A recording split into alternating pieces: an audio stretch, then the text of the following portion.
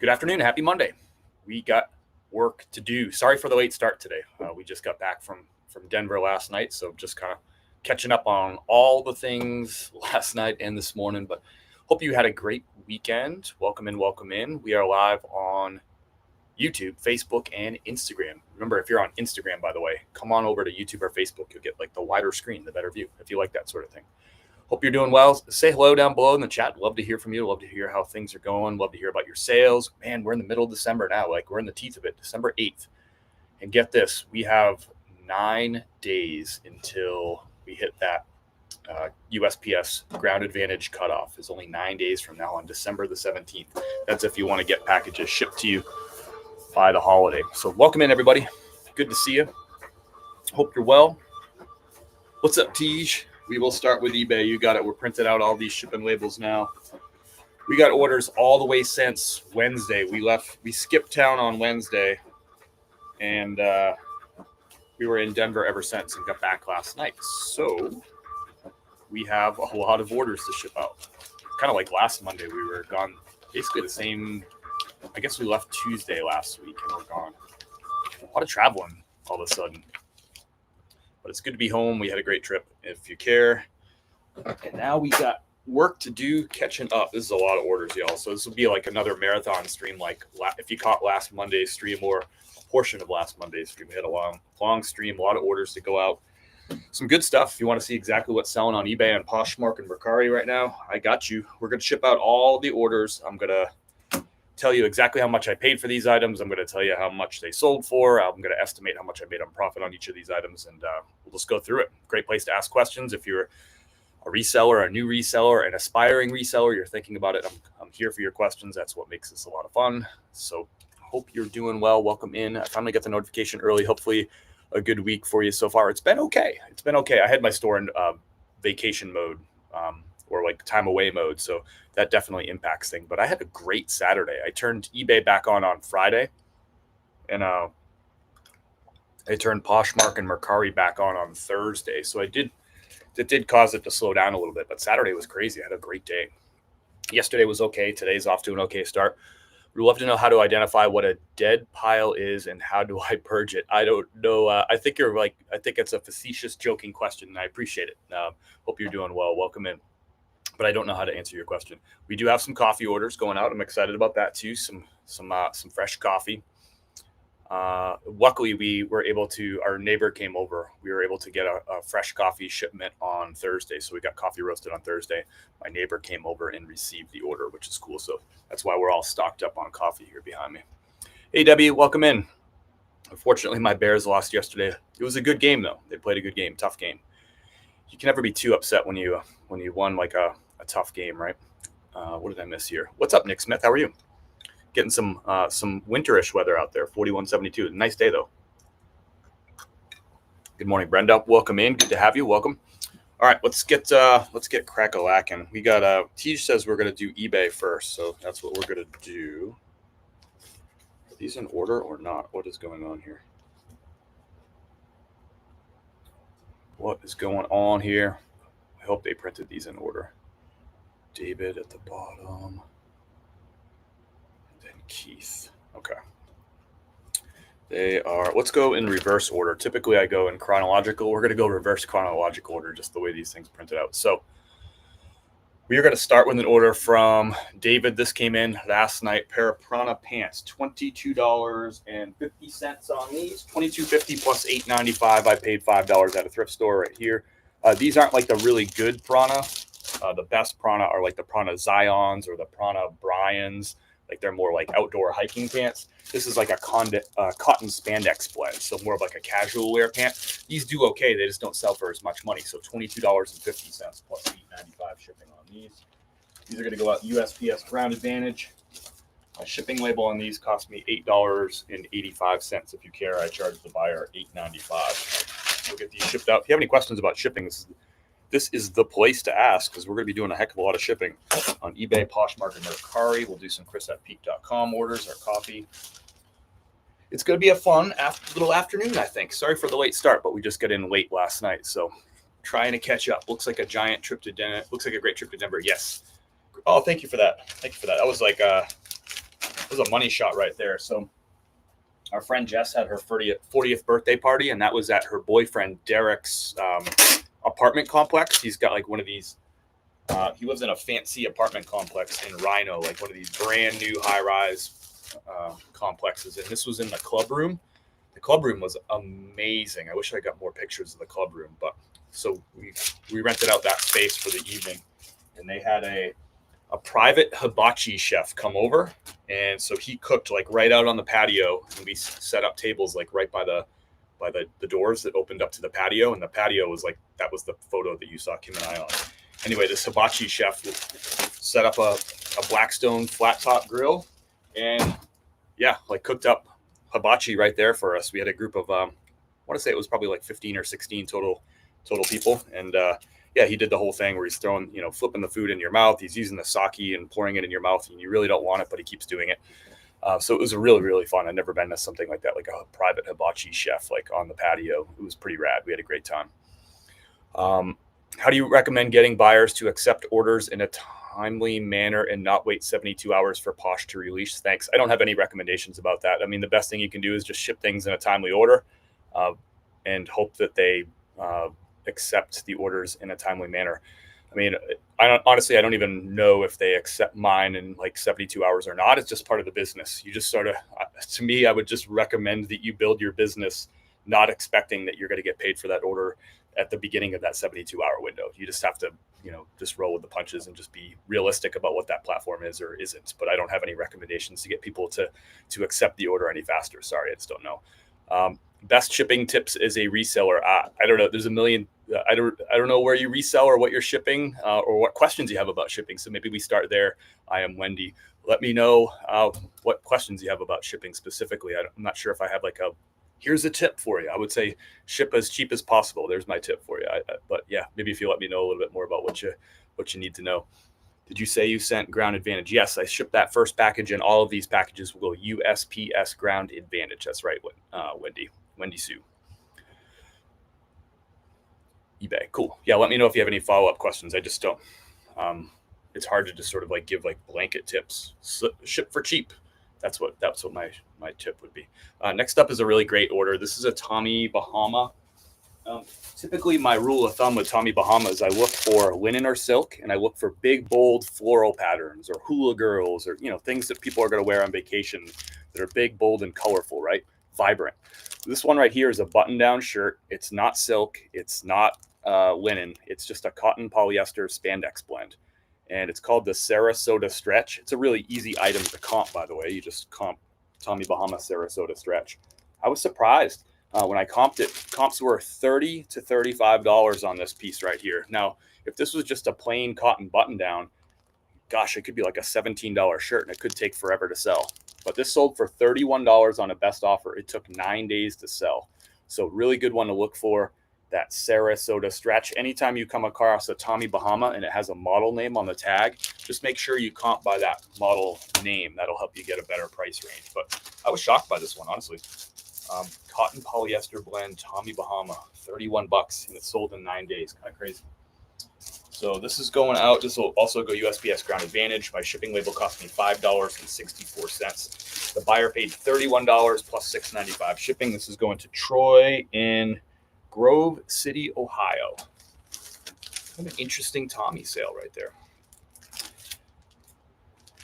I'm taking a thrifting trip from Pittsburgh to Cleveland today. Nice. How far is that drive? Hitting up the Savers thrift stores. Got a cartload for my first stop. Nice. Going twice flips. That's awesome. Wishing you a great little trip. How far is that? I've actually never been to Cleveland or Pittsburgh, so I don't have any concept for how far away those places are. Do you have different sizes in the neck? I'm not sure what you're asking about, Teresa. Maybe give me a little more context for your question. Different sizes in the neck. What are we talking about? Where do you look to find the resale value on jeans? I found an authentic Tommy Bahama jeans. I look up everything on eBay, and I filter the results, the search results for recent sales, and I take a look at what they're actually been selling for. That's what I recommend. I always look at eBay for value. Next up is an order for William, just a bread and butter piece here. Actually sold a few of these over the last few days. We got an Orbis Just a regular cotton button-down shirt, nothing fancy. I do pick these up quite a bit. This is a men's size medium. Sold for $19.80. I paid $5 for this at a thrift store. I don't feel like this is a fast sale. They don't typically sell very fast, but they do sell. Let's check it out. I picked this up on July the 29th. It took 131 days to sell. I paid $5, sold for $19.80. Plus the buyer paid $6.95 shipping. My shipping label on this is going to cost $5.86. So I'll also make an extra buck on the shipping there too. So this is going to Williams in West Hartford, Connecticut. Kind of fun seeing where all these packages are going. Hey, what's up, Daryl? How are you? Welcome in, bud. Sounds like you're back on the reselling train. Is that what I'm gathering? Let's see. Can you get started with a printer shipping orders out and just taking them to the post office? I'm new and want to get started selling. Chris, can you get started with a printer shipping orders out and just taking them to the post office? Yep. Or Brenda, you can go to USPS.com and you can schedule a pickup right at your front door and they'll pick up your packages too. But yeah, you can use any printer to print out your labels. I use a thermal printer. I won't show you the labels because they have addresses on it, but I'll show you the back of it. So it prints out these 4x6 labels, and they're thermal. So my printer doesn't use any ink. So I never have to recharge or, purchase new ink or whatever. It's just free. I just have to buy the labels themselves, which is a nice thing because we go through a lot of labels. So we would go through a lot of ink. Good morning, Shannon. How are you? And Shannon and Frenchie, I think is what you're trying to tell me. I think you're both there. That's awesome. I hope you're doing well. What's up? Daryl is back without a printer. Yeah, there's like a QR code thing that you can do. I've never done it, but yeah, there's like a little QR code thing. Or you can just get it, the printer's like $70. The one that I have it linked, and you can check out I usually link this early in the live, but all the tools that I use for reselling, shipping supplies, the printer, all that, I just dropped the link right there below in the chat for you so you can check it out. You can always find that at chris@peak.com, or you can just go to the link in my profile too. But that's a full list of all our supplies, right? The shipping labels, the shipping label printer, everything with the monitor I'm on here, the laptop, this table that goes up and down. It's a workbench actually. So it's all linked right there. Shipping bags, boxes, all that. They pay for shipping. Do you set it for free shipping or do you add it to your listing? They pay for yes, I charge the buyer for shipping. So the buyer on that last item paid $6.95 shipping on that Orbis shirt. I started with a regular printer too. I quickly forfeited the money to get a Rollo printer, and now I'm so very happy I did. Nice, yeah. Those ones are good too. The Rollos are just really expensive, but same thing. All right, next up is Debbie.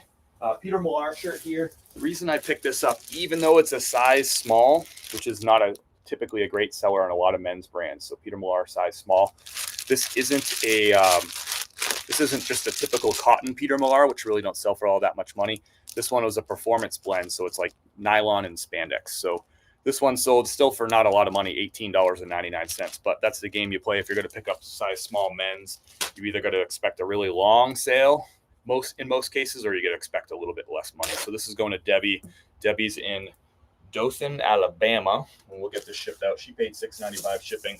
The shipping label on this one's going to cost $4.99. This is going out at an 8-ounce rate. So once you get under that 8 ounces, the shipping costs get really low again. So $4.99 on the shipping rate to this, and it's only going to Alabama, so not too far.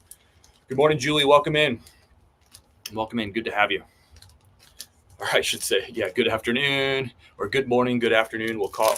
This might be a marathon. Well, this will be a marathon live. You can say good morning, good afternoon, and good night maybe at some point. But no, we won't be on that long. But it is a lot of orders. I'm shipping orders all the way since Wednesday afternoon when Kip and I headed out of town. So there is a lot to see today. So that'll be fun. How long videos your glasses allowed to? 3-minute clips at the max. 3-minute clips max. How did you know how much to charge for shipping? I've been running this business out of the house, Wendy Sue, for the past 7.5 years. So we've just become really familiar with how much those shipping prices are. Already this year I've shipped over 4,000 packages. So we just we know what the rates are at this point.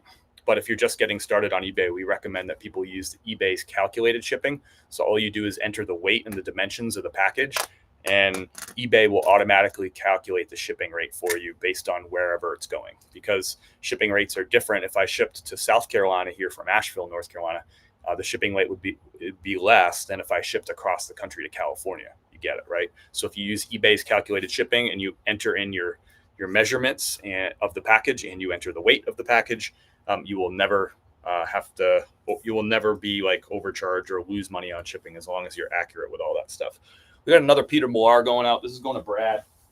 This is brand new with tags. You can see the retail on this is $158. I feel like this would have sold a little bit faster if it was a better colorway, but I actually did sell 2 of these in the last week. So this one sold for full asking price, $69.99. So a great deal for the buyer. That's like, what's that? That's like 65% off or 60% off retail for the buyer on this Peter Millar here. So gotta like that. He's getting a good deal. I made a few bucks on top of it too. That's what this is all about, right? I run around all over the place. I find all these great deals, and then I ship it out to people who also get a great deal, and everybody's happy. I make a few bucks. They save some money. Everybody wins.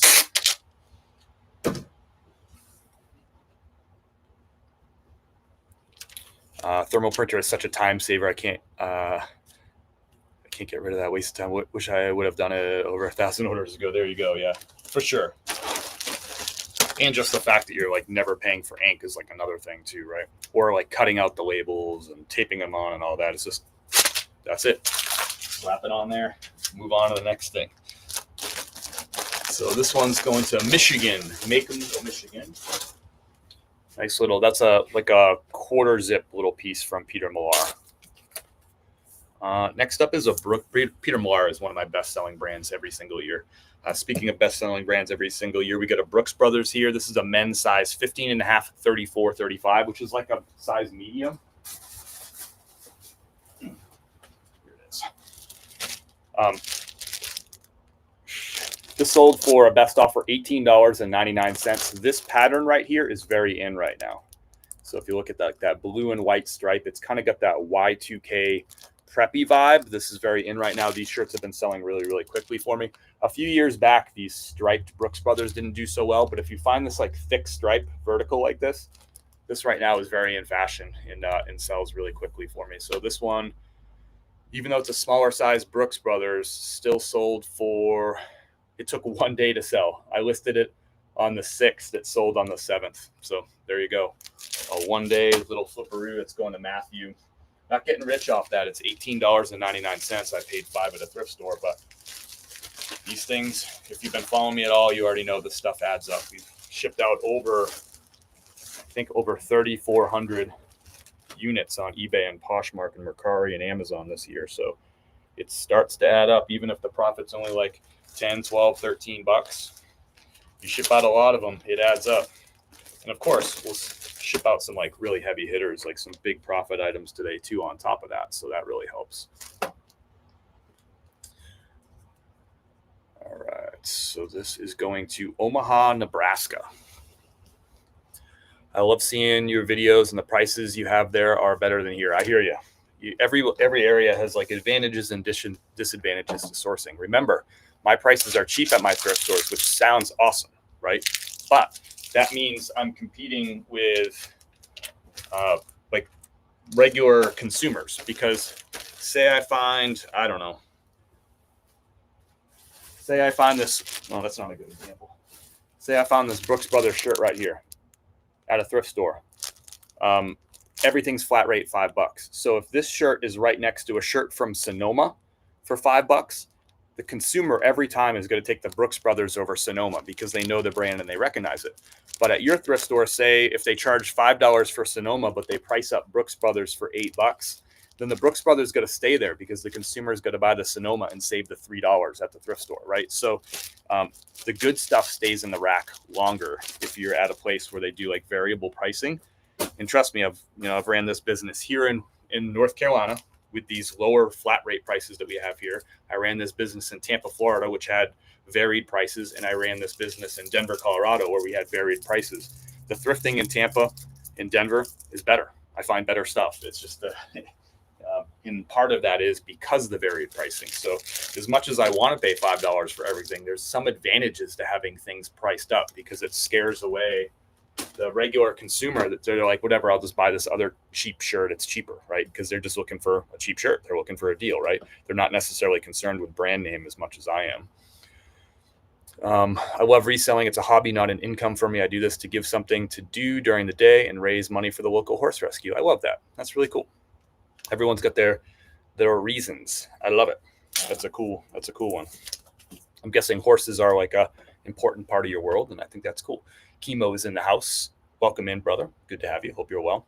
You got to send me some bangers, brother. I haven't seen any chemo sales or chemo finds lately. You know I crave that stuff.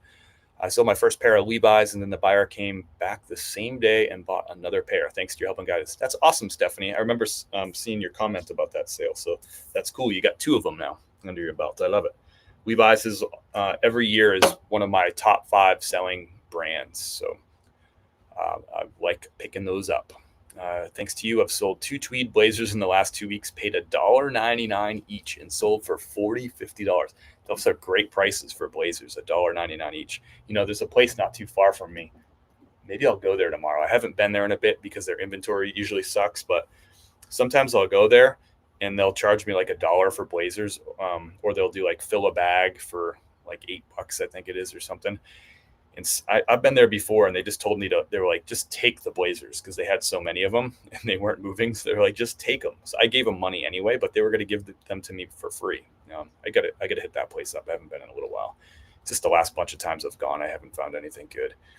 Great point there. There you go. Next up is an order for Harling. What is this? We got a lot of bundles today. Is this one of them?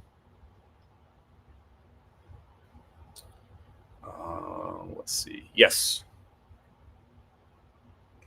Here it is. So we got 2 Brooks Brothers linen shirts. These typically sell for between $25 and $30, the long sleeve linen button-down shirts. I listed these as a bundle of 2. So 1 blue, 1 white together in one listing. And my asking price was $44.99. And they sold on a Nifty best offer. So my cross-lister Nifty sent out an offer to Harling 10 minutes after they hit the watch button on this item. So Nifty waited the 10 minutes, wanted to see if Harling was going to pay full price. He didn't. So Nifty came back 10 minutes later and sent a 10% off offer and closed the deal. So $40.50 was the sale price on this one. And that happened all automatically without anything from me, which I like. It's a great way to get stuff sold quicker. I mean, 2 things, right? The fact that I bundled them is going to help me get a quicker sale in most cases. And also the fact that I had that automation tool on from Nifty to get that auto offer out there. So these sold pretty quickly. The 2 linens took 25 days to sell on eBay right there. And that's pretty good because these linen shirts, although I could have held out and got like $25 or $30 for them on eBay, they have a lower sell-through rate. It's about a 30% sell-through rate, or maybe I think it was like 32% sell-through rate. So you can't expect, frequent quick sales on items that are 32% sell-through rate. But if you take really great photos, you have really great keywords, and you do things like bundling, and you use automation tools and cross-list to multiple platforms, you can actually sell stuff with 32% sell-through rate pretty quickly. This is going out the door for 25 buckaroos. Going out the door for $40.50. It only took 25 days to sell. There's a recurring theme on many platforms I watch by commenters. You have X cheaper. If we all had the same prices, then most would quit because they would claim they can't find anything. There you go. I don't disagree with you. I really wanted to give you a shout out. You help and encourage me so much. Well, that's what this is all about. I appreciate that. If you're just jumping in, by the way, we've been putting out this content now for 5.5 years. June of 2020 is when we first started putting out reselling content on TikTok, in the early days of TikTok and Instagram, even before Instagram had Reels. That's when we started putting out short form content on a daily basis over 5.5 years ago. And the reason we did it is because I had a full-time job and I had a side hustle that were both earning me good income.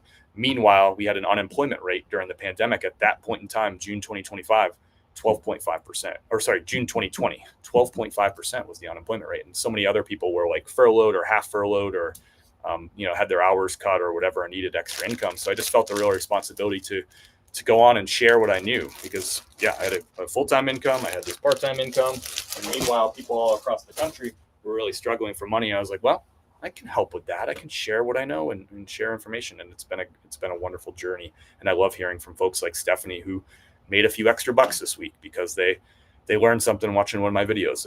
So I never take it for granted that y'all watch this. It's really important to me. And it's really important to me for me to share really good, accurate information with you too, because I know that many of you are activating, you're going and spending money based on things that I say, like right here on these lives. So I got to make sure that what I'm telling you is good, because I know you're listening and you're paying attention and you're trying to learn. So thank you, Stephanie, for letting me know.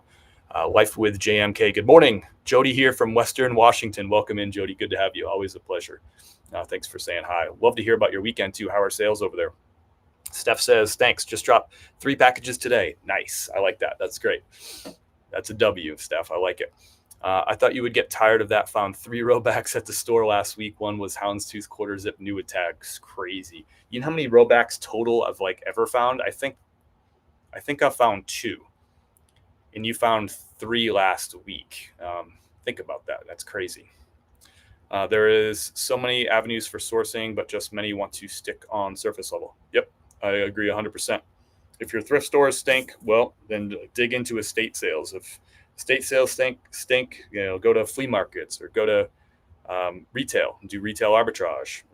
Get your Amazon game going. I mean, go to, you can get your Walmart, Amazon selling game going. You can go to garage sales, and there's so many different ways. Online arbitrage. There's stuff out there for cheap. You just got to keep training your eye and keep hustling. You'll find it. What's up, Costanza?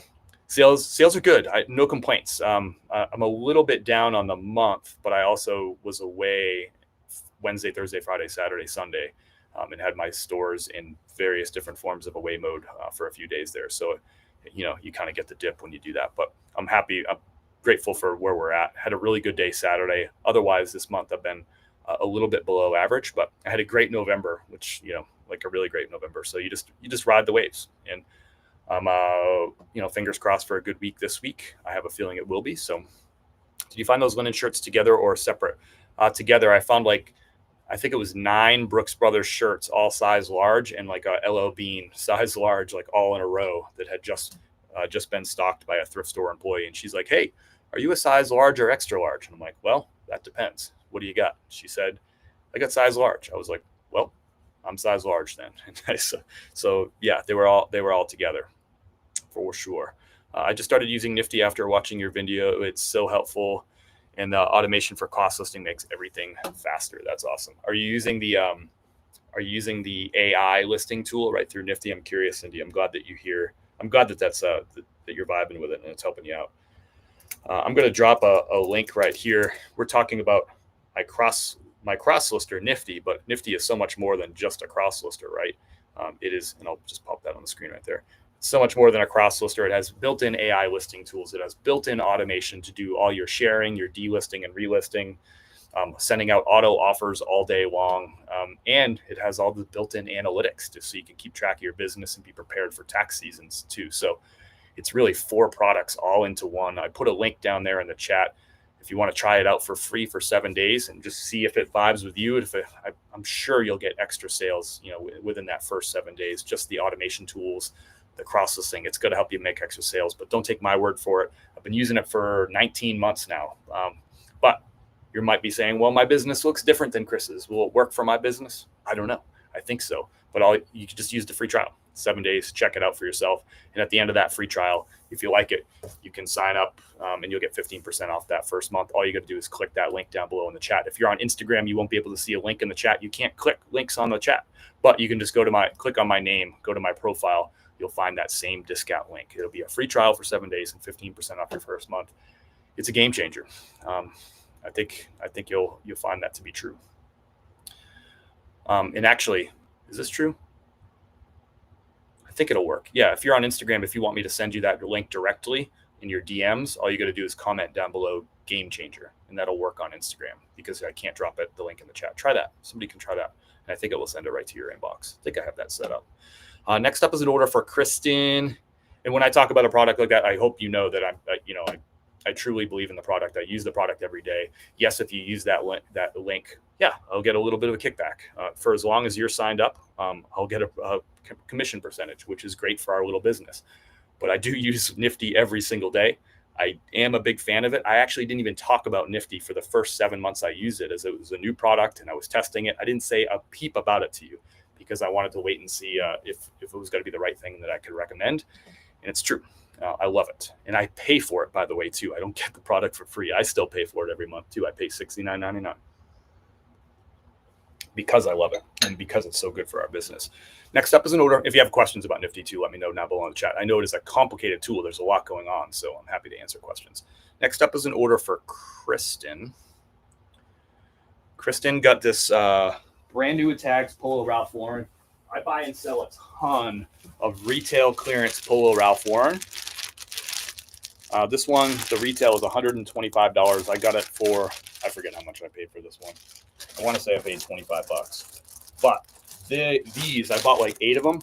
They've been selling like crap. It's like, I don't know. There's something about this model. It's not like the typical polo shirts. And this is a short sleeve cotton polo. It's got like a button pocket on the chest. It's super lightweight. It's just kind of got a different pattern. They haven't sold well for me, so I priced these down, and this actually sold on a Nifty Best Offer too, so 10% off. Sold for $40.59. Typically, I sell Polo Ralph Lauren polo shirts that are brand new with tags. I typically sell them for $59.99 is my starting price on them, but I've had to lower the price on this one because it just kind of sat around. I still have a few more of these, by the way, too. So some things are just a dog, you know, like everyone wants to learn brands and just know all the brands, and that does help, but it's even more helpful when you can start learning like what products and items and styles and patterns tend to sell better for different brands. This one doesn't sell well. That's just the reality of things, but that's part of the business. You got to, and the best way to learn is to buy stuff and sell stuff. You know, like you're going to learn by doing, and you're going to make mistakes, and you got to appreciate the mistakes because the mistakes are the best teacher. I'm not the best teacher. Mistakes are the best teachers. So get out there, make some mistakes, give it a try. Getting lots of snow? No, we don't have any. Are we supposed to get snow, Robert? We're not. I don't see any snow. Are we supposed to? Is it in the forecast? I don't think we're supposed to get any. Hello, sir. Getting snow in Virginia today. Nice. Okay, so maybe there is snow around. I did not know that. But not here. It's a gray day. We have like a little light drizzle if you care. It's cool, but it's not snow weather. Oops, I mean promotion fees. I think I missed something. Cab, thank you for the follow. Welcome aboard. Good to have you. Let me know if you also resell and what types of stuff you resell. If you have any questions, let me know too, Cab. So keep tracks of sales, the protection fees and seller fees. I'm among, because those are all a write-off for me. It helps keep track of that, man. It would be so much. Yes. So I can show you exactly what that does if you want to know. Yes. It does track that stuff. I'll show you a little bit. Nothing in Raleigh. Gotcha. I didn't, we were away since Wednesday. We were out in Denver. So I was kind of paying attention to Denver weather, and we just got back last night. So if there was supposed to be snow or whatever, we weren't paying none attention to it. We just parachuted back into home. I bought a lot of snow suits over the summer. I've sold 14 suits in the last 2 weeks. That's awesome, France. That's such a Francis move. I like that. That's really cool. I saw that. So anyway, that Polo Ralph Lauren's out the door. I still have a few of those, I think, left in like 2 different sizes, but that's part of this game. As long as I've been doing this, I still make mistakes all the time. Like fashion changes really quickly. It's amazing, like what a subtle difference in pattern or color can do to like the sell-through rate of an item sometimes. But you got to play the game to learn the game. That's the way I always say it. I'm going to answer your question since I know you're here, Stephanie. I knew what you meant, by the way, about the promotion fees. So let me go ahead and I'm going to share my screen on the analytics piece.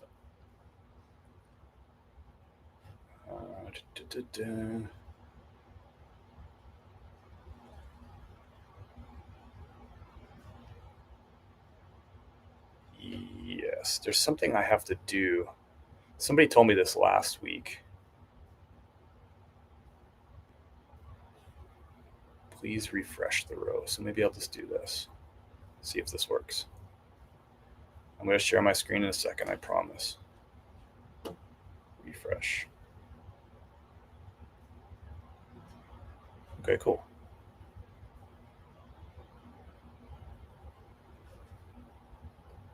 Why is this?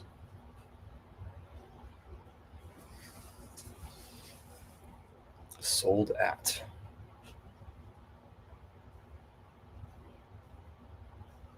So I don't use the analytics in Nifty. I have my own tool for it, but I just want to make sure I understand this before I.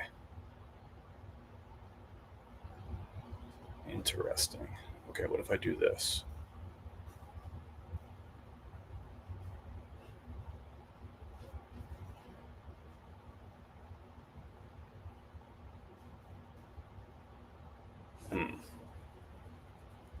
Okay, now I think it's working. Let me try one thing.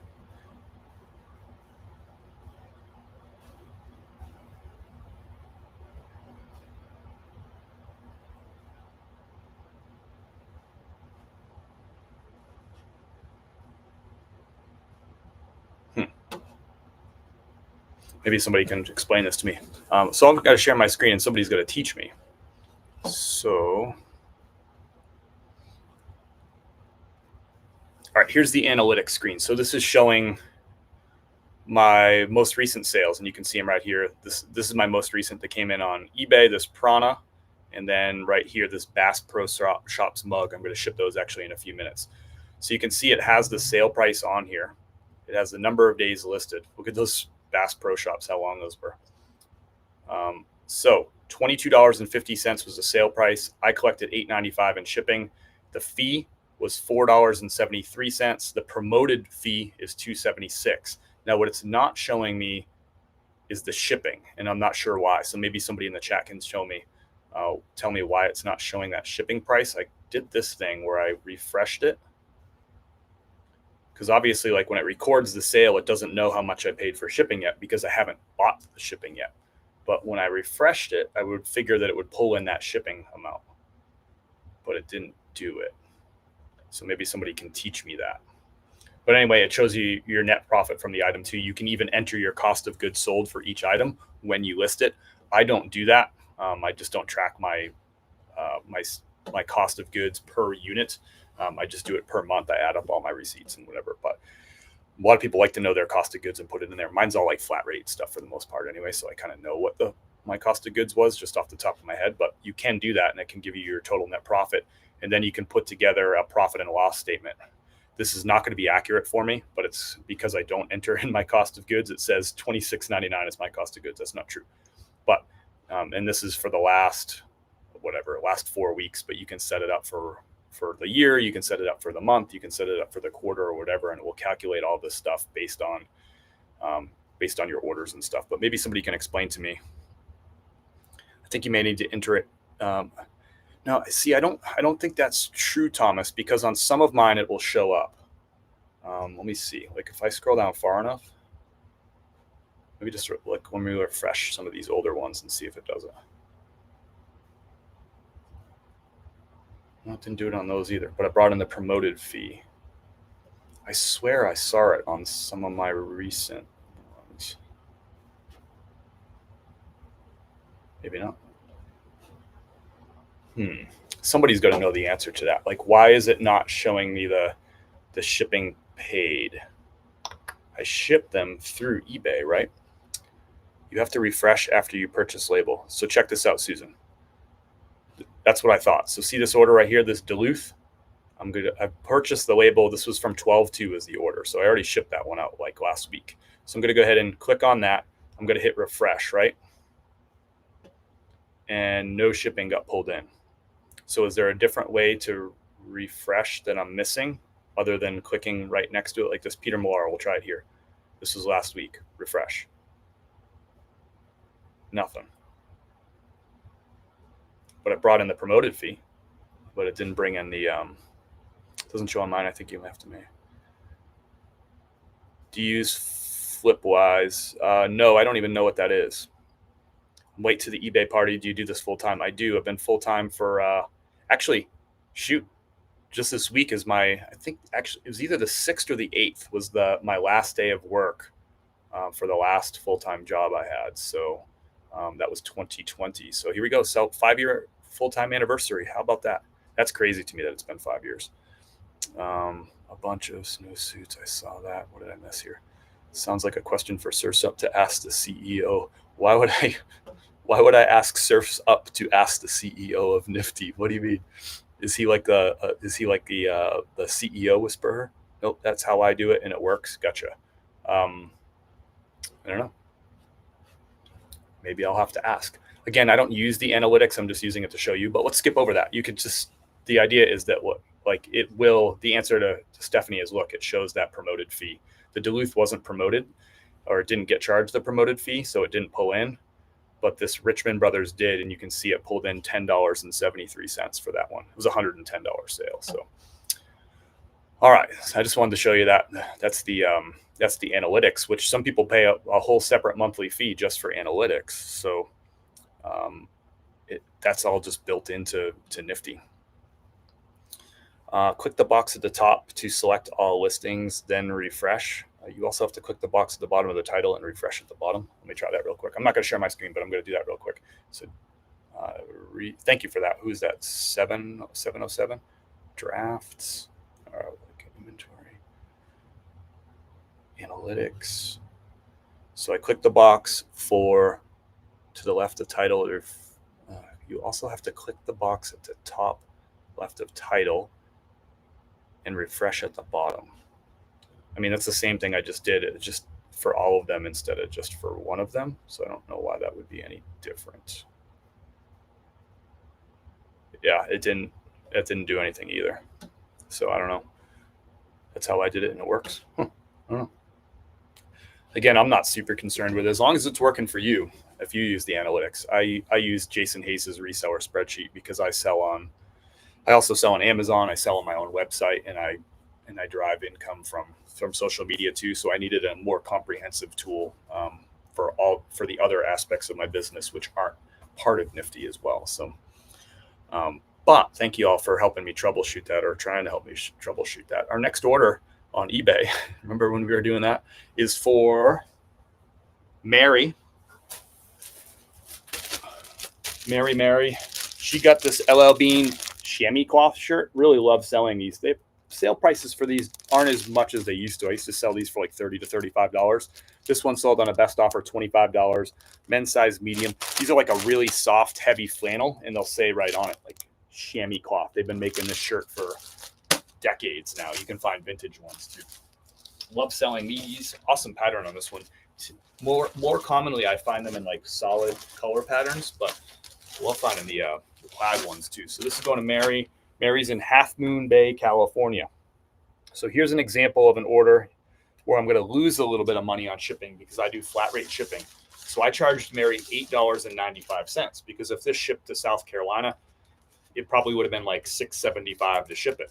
But because it's going all the way across the country from Asheville, North Carolina to Half Moon Bay, California, it's going to cost me $9.74 on the shipping label. So I'm going to lose 79 cents on the shipping label. But it all comes out in the wash. The next order, I'll probably make $1 on it. And so it makes, for me, it essentially makes no difference. Thank you, 707, for walking that through for me, and Susan and whoever else tried to help me on that. I appreciate you trying to help me, but I still didn't get it to work. We tried. Y'all, happy Monday. How are your sales this weekend? Nobody's been chatting. I want to hear about the stuff that you sold. A couple people have mentioned some cool sales, like snowsuits. Francis was talking about. What's selling for you? What are you excited about? What's going on? What questions do you have? What's not working? I love to hear about what's going on with y'all. And if I can be a little bit helpful during this time that I'm live, take advantage of it. I'm here. I'm here specifically to help you and for no other reason. So you may as well take advantage of it. This is going to a company name, Agrogenetics, going to San Juan, Puerto Rico. And yes, this is just going to go regular USPS Ground Advantage because Puerto Rico is a U.S. territory. So this is a North Face Thermoball hybrid. Thermoball is one of like my best-selling North Face items, but this is like a little hybrid. So the sleeves aren't like that quilted, but the middle is quilted. It's a women's size extra small. So this one took a little while to sell and didn't get as much money. Sold on a nifty best offer, $25.19. And the buyer paid $8.95 shipping. It's only going to cost me $6.39 to ship this to Puerto Rico. So don't be scared about Puerto Rico shipping, especially if you're here on the East Coast, because it's really not going that far. It's actually cheaper for this to go to, if this went to California, it would probably cost me like $8.75. It's going to Puerto Rico. It's going to cost me $6.39. I don't ship a ton of stuff to Puerto Rico.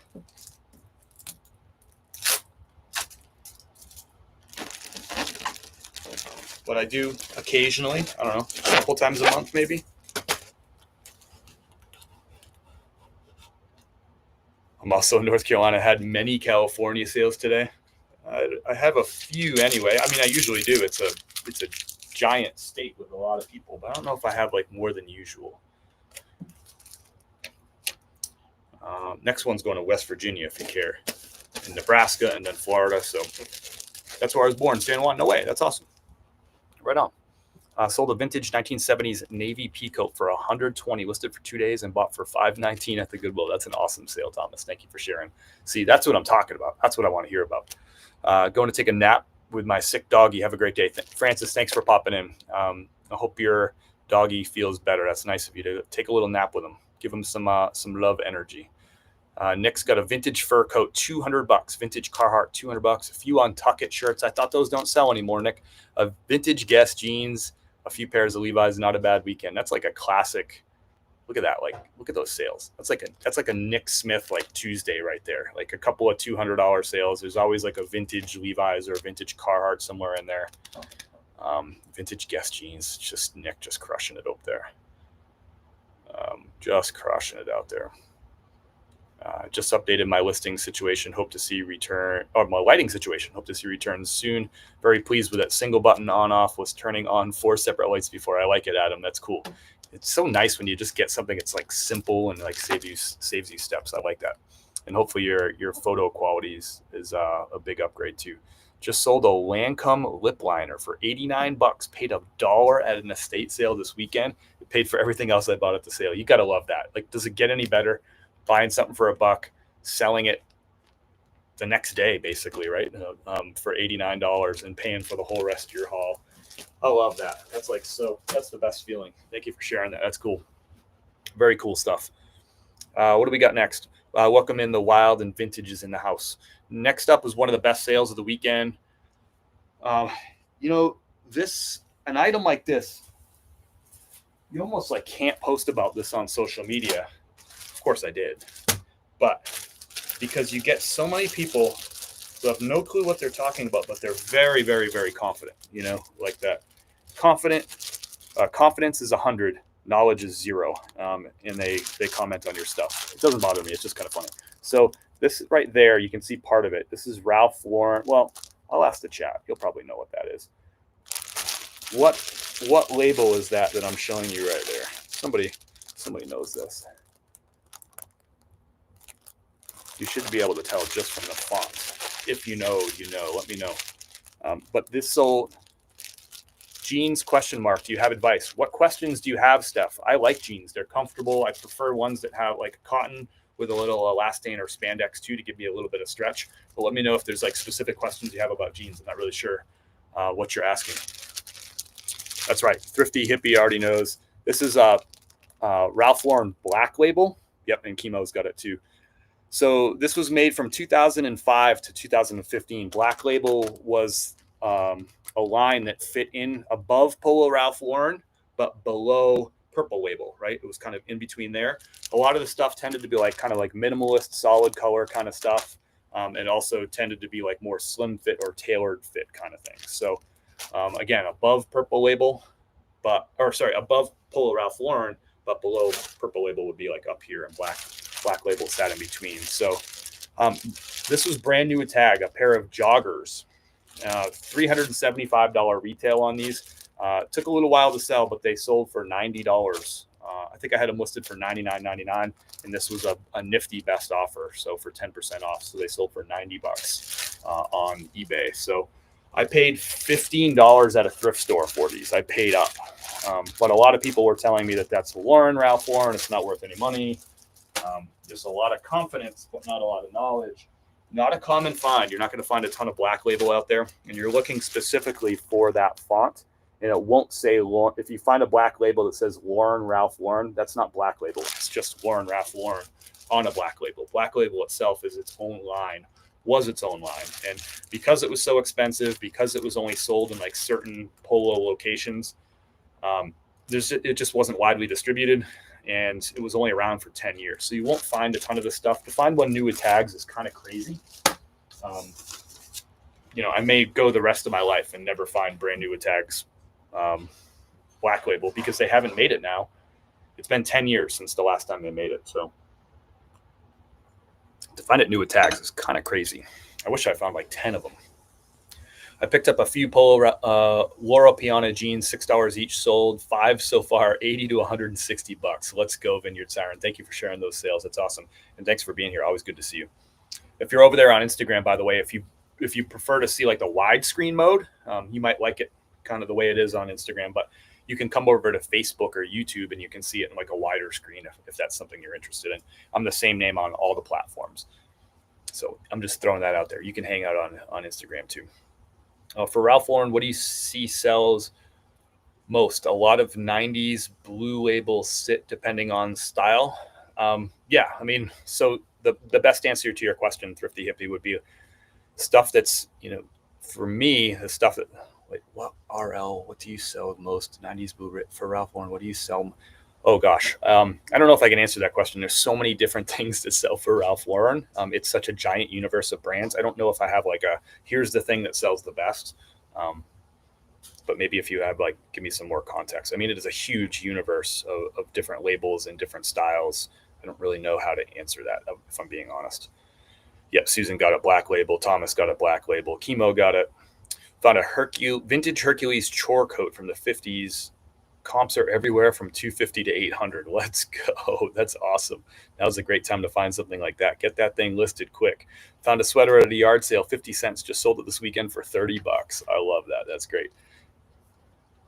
Jackets and blazers so far I've seen fly. Yes. Well, if you're talking about jackets and blazers, like menswear stuff, it's all about in style patterns, 2-button fronts, thinner lapels, and good plaid check patterns. That's what really sells well for me, if that's what you're referring to. Silk helps, linen helps. Anyway, $90 pair of pants going out to Becky here. I had a feeling that this was going to be a wait for the right buyer thing. It's just kind of a weird item. It's Black Label. It's new. They're viscose blend leggings, kind of like businessy leggings.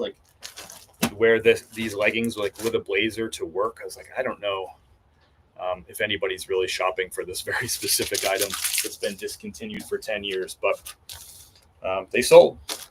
So we'll take it. I found these back in the spring, so they probably took 6 or 8 months to sell. But I'll take that $15 into $90 all day. But for shirts, very much on and off. Gotcha.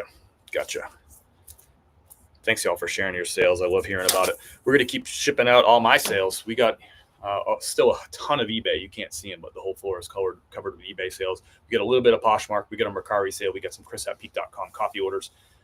We'll be busy. We'll be on here for a little bit. We already have been on here for a little bit. Here's a good sale right here. Cabela's. This is one of those items. I buy it in the spring and the summer, and I just know that it will sell this time of year so I can eat. So this is a Cabela's. It's fleece lined, and it's got a nylon exterior. I typically call these a warm-up jacket is a good keyword. So anyway, fleece lined jacket sold for $32.99, full asking price. This is going to Shelby, Nebraska. Kind of a heavier jacket. Where am I going to put this in? So good sale right here. I picked this up for $7. I want to say this was in the middle of the summer, but we'll just double check my bad memory here.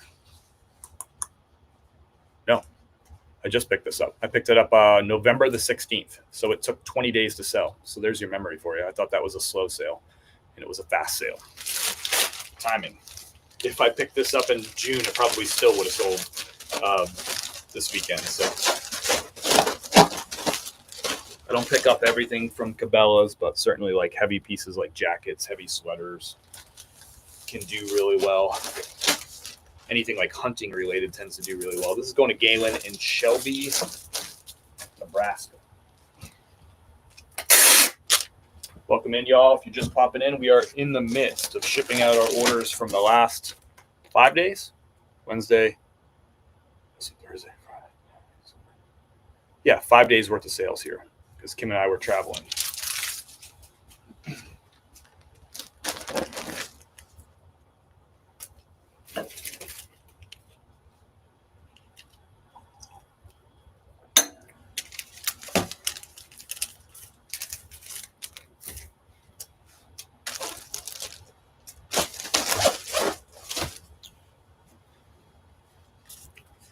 All right, so next order is going to Charles. What did Charles get? FootJoy shirt. These are not the seller that they used to be 3 years ago. FootJoy used to be like one of my most consistent selling brands, but like a lot of brands, things go up, things go down, and especially in the golf world, we see brands rise and fall really quickly. Same with like the athleisure world, ups and downs. But FootJoy right here, men's size, medium, kind of a modern pattern on this one. Sold for full asking price, $15.99. I would have priced this shirt at $21.99 3 years ago. And now I sold it for $15.99. They still sell. It's just the sell-through rate's down and the sale price is down. But if you price them aggressively and you pick up if you could pick up FootJoy shirts at the bins for like $1.50, I would still pick them up all day for that, especially if they're like more modern patterns and bigger sizes. I would do that because you can sell them for $15.99 all day and still make some decent margin right there if you're buying them for $1.50 at the bins. I know some of you do a lot more bins than I do. This was not a bins pickup. This is just older inventory. I used to buy FootJoy for $4 or $5 pretty consistently, but I would still pick it up if it was if I could get bins prices on it. Do you travel around to different towns for different thrift stores? Is that where you get the majority of your stock? Most of what I get is right here in like the Asheville metro area, which is a small metro area. The city of Asheville, I think, is 90,000 people. The town that I live in, Fletcher, is 8,000 people. All the towns around here, like the biggest ones, are going to be like 5,000 or 4,000. And there's a whole bunch of towns. Like the next town that way, I think, that's Blue Ridge, and like Etna. Like those are towns that might not even have 1,000 people. So we live in a pretty small metro area, and we're able to make this work. I travel sometimes to pick up inventory. I just got back from Denver. We were out there for a 40th birthday party, so I did some thrifting. When was the last time I went to Charlotte 3 weeks ago, and did an overnight. Charlotte's a big metro area. It's a top 20 metro area in the country, and went and loaded up on stuff. But 99.9% of the stuff that you see me buy and sell is out of our Asheville metro area, and we make it work. People are so aggressive at the bins from my experience. You need to go with a team. That's awesome. That's awesome. I don't travel in packs when I source, but I wouldn't let bins people intimidate me. I can throw elbows with the best of them. I can box out, and sometimes you can move people pretty well with your eyes too. So, Gwen, if you know what I mean, if you have just that look about you, resting D face, if you will. Next up is Levi's $5.59, brand new with tags. These sold for a best offer, $33.99. Men's size 36 by 36. This is the relaxed fit straight leg, kind of a more in fashion style, right? People want that like relaxed fit kind of look. The wide leg, everyone's wearing it. Even your mom is wearing wide leg jeans again. That's how much it's back in style. Gwen. So this order is going to Gwen in Howard, Ohio. Have a gray day here in Asheville, a little drizzly. Not like really raining, but just kind of spitting.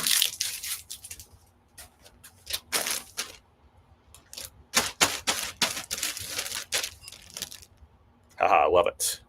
What's your advice for someone starting new and low funds? Recently lost job, have inventory, but business slow. Sorry to hear about the lost job. That's a total bummer, and sending positive vibes to you. So for someone starting new and low funds, recently lost job, have inventory, but business is slow. So is reselling going to be your sole income? Is that the plan you're rolling with? And like, how much income are you going to need per month? If that's going to be your sole income, give me some like context there. How many items do you have in inventory? You're going to have to give me a little bit more input to me will get me better output to you. Tell me a little bit more. Tell me as much as you're willing to share. Got a couple of silver jeans right here. These both sold to the same customer. One is size 38-34. The other is size 38-33. Both of these are relaxed straight. So they both sold on Nifty best offers. So $28.80. So the buyer, Keely, went and watched both of these items on eBay, walked away. Who knows? Which may be shopping other buyer or other sellers' silver jeans. Maybe we're looking on Poshmark, maybe looking on Amazon. Who knows what they were doing?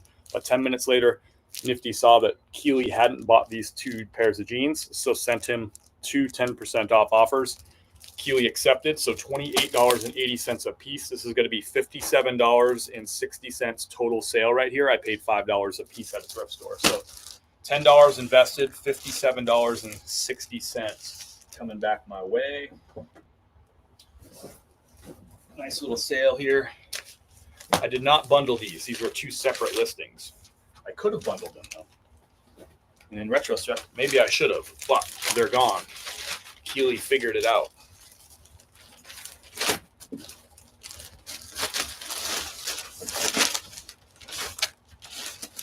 If you are selling a lot of low sell-through rate or medium sell-through rate items, bundling is a great way to get things moving a little bit quicker. Because if there's 1,000 pairs of silver jeans listed, there probably is only like a handful, a couple that are lots of two or lots of three, right? So that's the whole idea. You're like, why does it sell faster if it's bundled? It's because nobody else is selling a lot of two or a lot of three. So if you happen to have two that are the same size, same style, similar patterns in shirts, that sort of thing, then you can bundle them, and somebody can, like your listing will stand out to somebody who wants more than one, instead of them having to buy it from two separate sellers and have to pay shipping two different times. They can just go through you and get two. So here we go.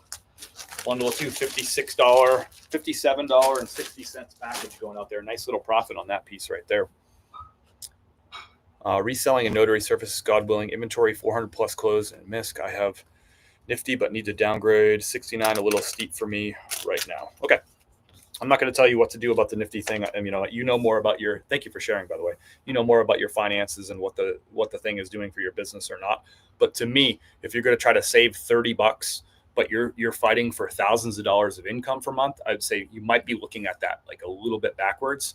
The next plan down is what, $39 a month. So you're going to save $30 a month. But how is that going to impact your sales? If that impacts your sales by hundreds of dollars a month by you saving 30, right? Is that kind of like, are you thinking backwards? It sounds like you're trying to grow. In order to fill like a full income gap with reselling and notary services, I don't know how much you make from the notary stuff, but I'm guessing that you're looking to grow. You're looking to get more sales. So to me, saving $30 by downgrading from Nifty and getting away, I'm guessing you'd give up automation. Is that what you'd give up? So if you're going to give up automation, if I did that, it would probably change my sales by, I don't know, it'd probably change my sales by more than $1,000 a month, I would think. So to save $30, I would be chopping off, what do they say? Like, that's like cutting off your nose to spite your face. Is that the term that they use? I don't know, but you know more about like your business than I do. I would say for me that would be an objective mistake for me to make that same move. So if you're in, the other thing is you're going to have to grow your inventory, like 400 pieces of clothing and some miscellaneous stuff. I mean, I'm not telling you anything you don't know. I mean, you need to get out there and hustle. When I quit my full-time job in December of 2020, right, 5 years ago exactly, almost to the day, I had 400 plus clothing in miscellaneous items. I actually sold a lot more hard goods back then. So what I did was I set a goal to have 800 items listed by March 1st. And it was this time, it was December, I think it was December 6th was my last day of my previous job. So I didn't have enough inventory to make myself a full-time income in December or January. I was like, look, I'm going to get to 800 listed items by March 1st. That's my goal. And it didn't replace my income at that point, but it got me to my goal of like what I wanted to make for income. And then I grew it from there to over 1,000 units of inventory and got my sales up and all that stuff. So I would start focusing on like, how do I increase my sales? And the best way to increase your sales is to get more items coming in the door. So therefore you can get more listed and more items out the door. But I think that's probably where most of your hustle should be. It would be, getting more inventory and getting more good inventory. I'm happy to continue that conversation too. Let me know.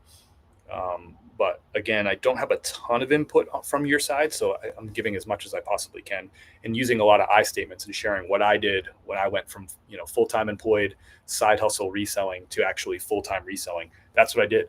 I just went after it. And I said, look, by March 1, I got to have 800 plus items listed. And I did. And then grew it. I think, maybe 2 months later, I was at over 1,000 units. And one of the things I did along the way is I said, I need to learn about, this is something you may say to yourself, wealth connections. You might say to yourself, what's one category that I find everywhere in my area, but I don't know anything about, right? Like what's an opportunity for you to find in your area that you don't know anything about? And then how do you go learn it? So for me, I didn't know anything about suits and blazers, like that whole menswear, formal wear, knew nothing about it. I'd sold maybe like 2 blazers, like in my whole time reselling up to that point. So I said, look, starting January 1, I am going to learn the darn suits and blazers menswear category. I'm going to start learning it. I'm still learning it today, right? But that was January of 2021. So just about 4 years, just less than 5 years ago. And I just said, look, I'm going to learn this category because it's everywhere. When I lived in Florida, there was just every thrift store I'd go to would just have tons and tons of suits and blazers and no resellers were going through them. I said, this is an opportunity for me and I don't know anything about it. I need to learn about it. So I would ask yourself that, like, what is an opportunity in your area that you don't know anything about? And how do you go start learning all about it? Can you talk a little bit about advertising and boosting listings and sales? It seems I only make most of my sales through ads on Posh, eBay, and Facebook Marketplace. Cool. I don't know anything about Facebook Marketplace. Melissa, I haven't sold on Facebook Marketplace in probably 4 years, 3.5 years since the last time I did anything with Facebook Marketplace. So I'll just be honest with you and say I don't really know anything about that. With Poshmark, I also don't do any of the paid ad stuff on Poshmark, so I can't really speak to that. I've never spent $1 on ads on Poshmark. On eBay, I do know about that. I promote everything at a 6% rate on eBay. And I've been doing that for a while. I tinker with my rates. I move them up and down. I see what works. But everything that I list on eBay, I promote at 6%. So let me know if you need like any follow-up on that. But sorry, I can't comment on Poshmark and I can't comment on Facebook because I just don't do that. But I will say on Poshmark, sharing is huge. Sharing is huge, huge, huge. They changed the algorithm like a month and a half ago, but sharing is still a big part of the algorithm. So if you don't have a tool that's sharing your items every single day, let's talk about a tool to share your items every single day. But I do not pay to promote on Poshmark. And so far in 2025, I've done $27,000 in sales on Poshmark. And with zero promoting fees whatsoever. What's up, BK Kim? How are you? Welcome in. Good to see you. Is this is BK from that's BK from Charlotte, right? What's up, BK? Sorry, it took me a second to put that together. I think that's BK from Charlotte. I'm trying to grow. Thanks for sharing. I'll keep the 69 low. For you, everything is about sales. Getting more revenue is what you're probably like fighting tooth and nail for. So don't give up anything that's going to help you with revenue. If you're finding that it's not working for you and not helping you get sales, that's another topic altogether. But don't cut off your nose and spite your face. Good afternoon. How do you make a QR code for your business? Just Google free QR code generator and you'll find a bunch of options for you. Super easy. How much inventory do you have listed at one time? Typically 1,300 to 1,500 is pretty typical range, which I'm in. I'm kind of on the lower end of that. I need to get some more stuff up, but 1,300 to 1,500 is a pretty typical range. Thank you. I needed this. Life was lifing. I hear you, man. I believe that you can do it. I know you can do it because I'm no better than you. I was just a side hustler reseller 5 years ago, and I bet on myself. I quit my job and said I can do this. And I'm not saying that it was all rainbows and butterflies. I felt the weight. I had never had a full-time business. I'd always had part-time business, side businesses, and I had a full-time income. So I never felt the weight of being a full-time business owner before. When I quit my job, I think it was December the 6th of 2000. My last day, I'd given notice, but 2000, December 6th, year 2020, sorry, 2020, December 6th. I just bet, I bet on myself, and I felt the full weight for the first time of like, I have, I had a mortgage and I felt the full weight of everything, of every cost I had, right? I felt the full weight of it for the first time when I made that decision, and I felt it. I'll tell you, it wasn't easy, but I used that to fuel me and just to go and say, I got to work harder. I got to learn. And I really focused on learning the suits and blazers category, which has been really huge for me in the years since. Even though I don't feel that same weight like I did at that time, I'm really grateful that I learned that category. Do you have an eBay store? I do. What's up? Mountaintop Merchants. What's up? You're in Lenore, and you're not far at all. I'm in Fletcher, just south of Asheville. So that's awesome. Melissa, you're welcome. I did the same, left Target at DC to pursue this full time. That's awesome. Hopefully it's going well for you, Mountaintop. My neighbor up there in Lenore, kind of sort of a neighbor. Do you have nifty D-list, relist for you on Depop, Mercari, Posh, or only on eBay? I don't sell on Depop, so that's easy. And the other ones I do. Yeah, for all the other ones. Poshmark, Mercari, and eBay I do. I'm a retired senior from Ontario, Canada, and have been doing research on eBay reselling for a while now. I hope to start in the new year. I know shipping is in Canada is different. That's awesome. Well, I wishing you the best as you get started. That's awesome. I'm glad you're doing your research and all that. And I'll just say this: you can do research till the cows come home, but when the real learning is going to happen when you start listing stuff and you start selling stuff and you start figuring out how to package items, figuring out how to pay for postage and all that stuff. That's where the real learning comes. That's when you're going to get feedback on the items that you have, the items that you're purchasing. You won't know they're good until you start listing them and getting offers and getting sales and all that stuff. So I'd say the quickest that you can get to your first listing, your first sale, that's when the learning is really going to turn on and ramp up. Do all the research you want. It's the action where you're going to learn the most from. I'll just say that. Is it better to sell for a quick profit or a list with a high price and wait for sales? Just depends, Robert. It totally depends. If you have an item that's a high sell-through rate item and you get a low offer on it and you're like, well, I could just wait till tomorrow and somebody will give me a full, pay full price. It just totally depends. Depends on your storage situation. Like what tolerance do you have? Like how much stuff can you really take on? It matters what season it is, right? If you get an offer right now on summertime clothes, that's a good price, short sleeves or shorts, it's a good price. You might want to take that now because you might otherwise have to wait till March. So it just sort of depends on a million things. There's no better. It just depends on what your model is.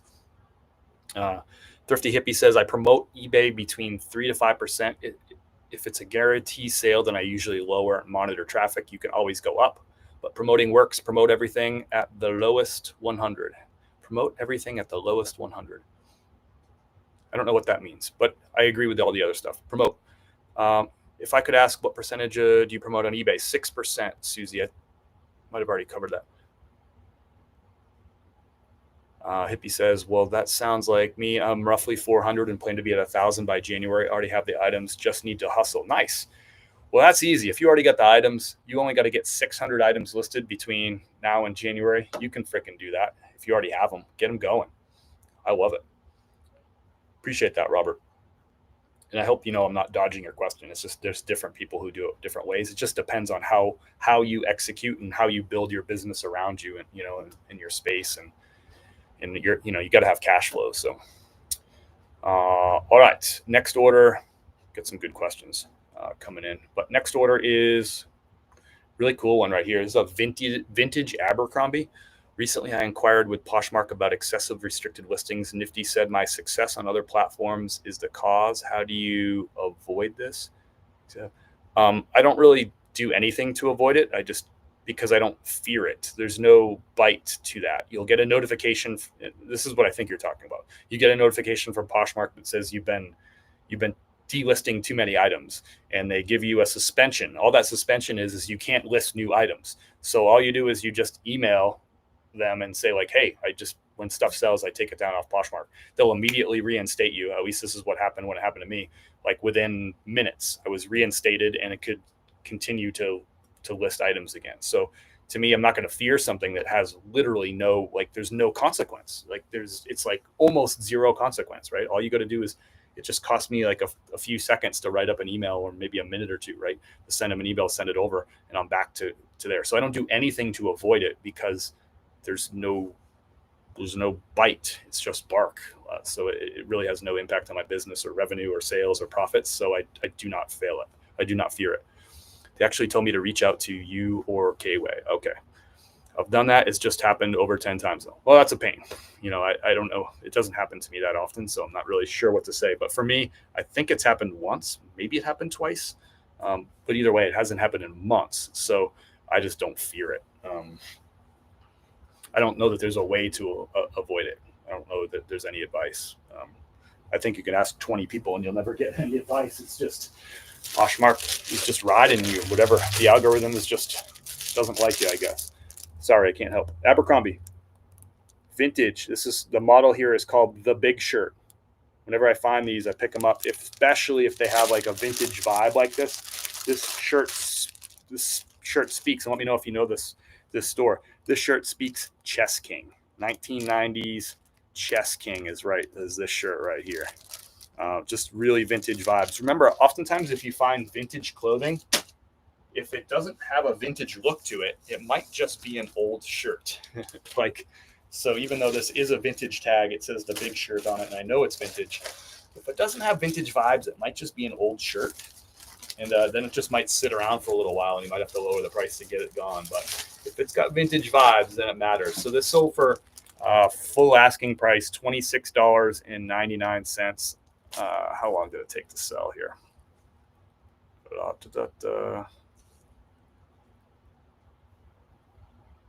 I'll find it. There it is. It took 45 days to sell. I picked this up on October the 22nd, and it sold on December the 5th. This is going to Henry. No, it's not. Hold on. It is. This is going to Henry in Juno Beach, Florida. Thank you, Henry. I remember Chess King, Leslie says. Yep. Doesn't it have Chess King vibes? Maybe not maybe not enough color contrast. It's like a lot of like bold black and red. I feel like Chess King, but I had a glitch a few weeks back on Poshmark. 2 items relisted that were sold on other platforms. I then sold them and find that they were also gone. I had to cancel them. Is there a way to search the duplicate items across both active and sold listings? Is there a way to search for duplicate items across both active and sold listings on? I don't know, if I'm being honest. I would have to tinker with it. I just don't know, Adam. Have you tried tinkering around and searching for it? I'm just not sure. I remember, if I knew, I would tell you. I'd have to play around with it. Chess King, Surfs and K-Way turned off their delisting in Nifty. I think that could help probably. Where did you get those stickers you put on your packages?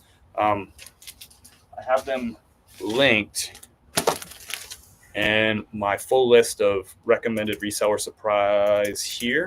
I have those stickers linked. It's a thermal sticker. I'm just going to cover up this here. I'll show it to you like this. It's a thermal sticker, and then I just printed that on the sticker using my thermal printer. They cost me 1 cent a piece. And of course, thermal printers don't use any ink, so there's no additional cost to that. Yes, and I remember the platform shoes. There you go, Leslie. I like it. Try, but only way I know is by one with SKU number, but I have over 2,000 ads, so it's a real chore. Gotcha. Yeah, I just don't know. I'd have to tinker around with it. I just don't do it. If I knew the answer, I'd tell you. I just go in and change it to not for sale. Nice, Susie. Love it. Cool. Next order is for Jeff. Jeff is in, where's Jeff? Magnolia, Ohio. Where's Sam? I think this is like our third item going to Ohio. We got a pair of Levi's 527. This is a pretty quick seller. Men's size 33 by 32. Let's see how quick this took or how long this took. 1 day to sell. I listed it on the 5th. It sold on the 6th. So Levi's 527 boot cut. These sold for a nifty best offer, $5 and I'm sorry, $20.70, $5. I paid $5 for it. I get comments all the time because I've been doing a lot of like Levi's content lately because I've been finding a lot of Levi's. I've been selling a lot of Levi's. I did the 90 Levi's in 90 days challenge starting September 1st. So I've just been talking a lot about Levi's lately. And I get so many comments from people that say they cannot give away Levi's. And I would say that that's crazy to me, but it's not. I get it. And I think a lot of people just think like, hey, all you got to do is find the right inventory and it will sell. And the reality is you got to get good at three things if you're going to be a successful reseller, right? You got to get good at three things. One is finding really good items. Two is getting good at selling items. You have to get good at that because it's a whole different skill set. And number three, you got to build efficient systems for both finding and for selling, so that you can scale by being fast. And so you got to get some efficiency there. And with that comes organization, right? So it's efficiency, it's organization. So you're not wasting your time. You're just acting really fast. But I think what most people are struggling with when they tell me that they can't give away Levi's is because they're not good at selling yet, right? Their listings aren't optimized. Their photos could be better. Their keywords could be better. They're not putting maybe details like measurements in their descriptions. There's probably not keywords in their descriptions either. They might not be cross-listing. They may not be promoting on eBay. They might not be using automation tools so that they show up higher in search results. So to me, when somebody says, I can't give away blank that you sell every single day, then that tells me, cool, you're finding those items, which means you're good at that. But you're probably not good at selling items yet. And you need to work on that or get better. Maybe you're good at it, but you're not great at it yet. So, and it's just, you got to work on those listings and you got to work on your listing strategy and your pricing strategy, your promotion strategy, your cross-listing strategy, and what are your tools for automation? Because remember, you're competing with me. I'm sharing all this information with you. I'm sharing with you exactly what I find, how much I'm paying for it, how long it's taking to sell, how much I'm getting for it. I'm sharing with you all that information. But if you want to copy my results or get similar results to me, you got to do all the stuff that I do too, which is I put in all that work, right? For really good photos with those clear, crisp backgrounds, great cover photos, great keywords. I'm using Nifty to help me get all those keywords in there. I'm cross-listing onto multiple platforms and using automation tools so I show up higher than you in search results. You're competing with me on these same items. The reason that I'm selling them and you're not is because I'm selling them and you're not. They're finding my listings. My listings look better. There's more trust because they see the good photos, they see the good descriptions, they see the measurements in the listing, right? So there's trust. And then they hand me their money because they trust my listings. And that's what it comes down to. The reason that I'm selling them and you're not selling them is just that. It's because I'm selling them. They're buying from me and they're not buying from you. But if you look, there are Levi's selling thousands of them every single month on eBay and Poshmark. It's just not yours. And that means there's an opportunity for you to improve your listing strategy. And of course, I'm talking right now to 45 people on YouTube and Facebook and another 3 people over on Instagram, right? And when I'm talking to everybody all at the same time, some of you have better listings than me. Some of you have better selling strategies than me. Some of you have more efficient systems in your office for listing and for sourcing. You have better setups. And some of you have better photos and better keywords and all that stuff. But I'm guessing that there's a good portion of you that need to hear what I'm saying. And if you're having a hard time selling these items that I sell every single day, like Levi's, like Polo Ralph Lauren, like Brooks Brothers, like LL Bean, just like looking at what's on the floor here, like Orvis, have a Banana Republic. If you're not able to sell those things, and that just means, look, there's some things that you need to work on your selling strategy, not your finding strategy. Maybe that's good, but now it's work on that selling strategy. Next up is an order from Micah. And remember, some of you are doing great. Some of you are crushing me. But you're here watching me asking for my thoughts, and I'm sharing them. So Micah, $32.99 on this Patagonia Better sweater. Women's size small on this one. This is like one of those like kind of classic Patagonia items. The Better sweater. Never goes out of style. Just always a good consistent seller. Women's size small isn't my favorite size, but it's not terrible either for something like Patagonia, where a lot of younger people are buying these too. Younger people tend to be smaller. You get it. So this one, $32.99. I paid $12 for this one. Not huge margin, but kind of a no-brainer for me to pick up Patagonia Better sweater for $12. I know it's going to sell in the 30s. Sometimes I can sell men's ones in bigger sizes in the 40s. That's out the door. Next up is an Orvis shirt. This one had like a small flaw on it. And I forget what the small flaw is, but I noted the flaw. I put asterisk read in the title. In the description, I noted exactly where the flaw was. And then in the photos, I took a pointer and pointed at exactly whatever the flaw was. This sold for $13.99 on a best offer. I priced it at the bottom of the market because I knew mine had a flaw and accepted an offer. So I paid $5, sold it for $13.99. It was a bad buy. I made a mistake. I didn't realize it had the flaw until I was taking the photos of it. That's okay. I was still able to get rid of it, get my money back, make a few dollars in profit, and move on to the next thing. This is going to Lamarcus. Lamarcus is in some weird town name. Wait, where is this going? What is that address? I gotta look this up. I don't recognize this address. It's going to Guam. How about that? Guam is freaking far away. And that's a U.S. territory out in the Pacific. It is so far away. This is costing me $7.70 to ship all the way to freaking Guam. That is so far. But because it's a U.S. territory, this is going USPS Ground Advantage. This might get there next year sometime in 2026. But I'm looking at it, I'm like, what is GU? It took me a second. I'm like, GU? That's not Georgia? Where the heck? It's going to Guam. I don't ship to Guam very, very often. That might be something I see a couple of times a year. But still only $7.70. There you go.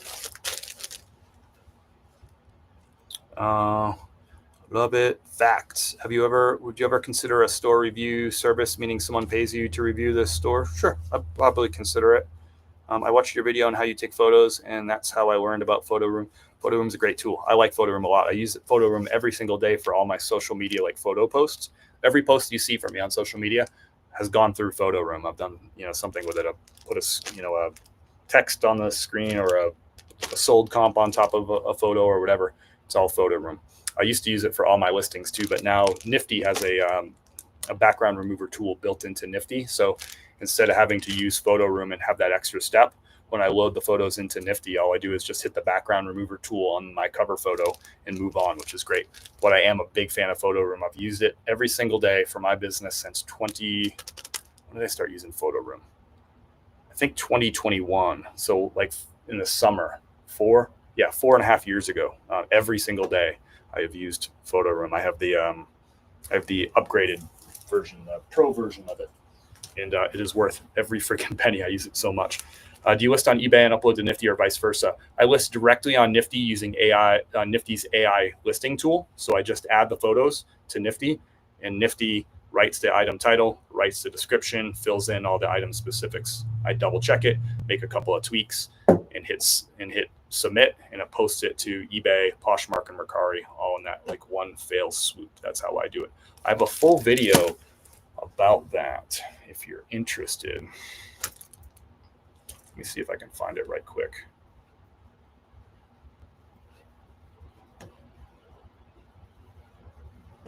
Give me 1 second. It's literally blow by blow, the whole process. It's like a 30-minute video.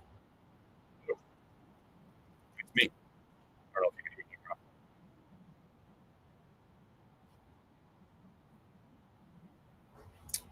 Here it is, mountaintop right there. That's the full walkthrough of my listing process. I think I did three items and showed you exactly how I take the photos, exactly how I measure, and then like how I drop them into Nifty and do the cross listing and all that stuff. So if you're interested, there's probably parts that you could fast forward through depending on where your game's at.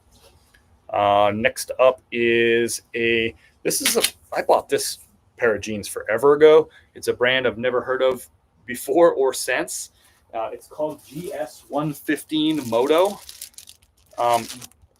General rule of thumb with stuff like this, like I'll pick up like Moto jeans like this, and it was a bad buy. They sold for $18. I picked these up in Greenville, thrifting with my man Eric Hayes. I picked these up with him, and I was like, I'm going to take a chance on these, even though there wasn't a lot of sales history. I'm like, these Moto jeans can really do well, and they really didn't. So, $18. I don't know. I think I paid $5 for them down there in Greenville, South Carolina. I don't really like the thrifting in Greenville, South Carolina. I never did well down there.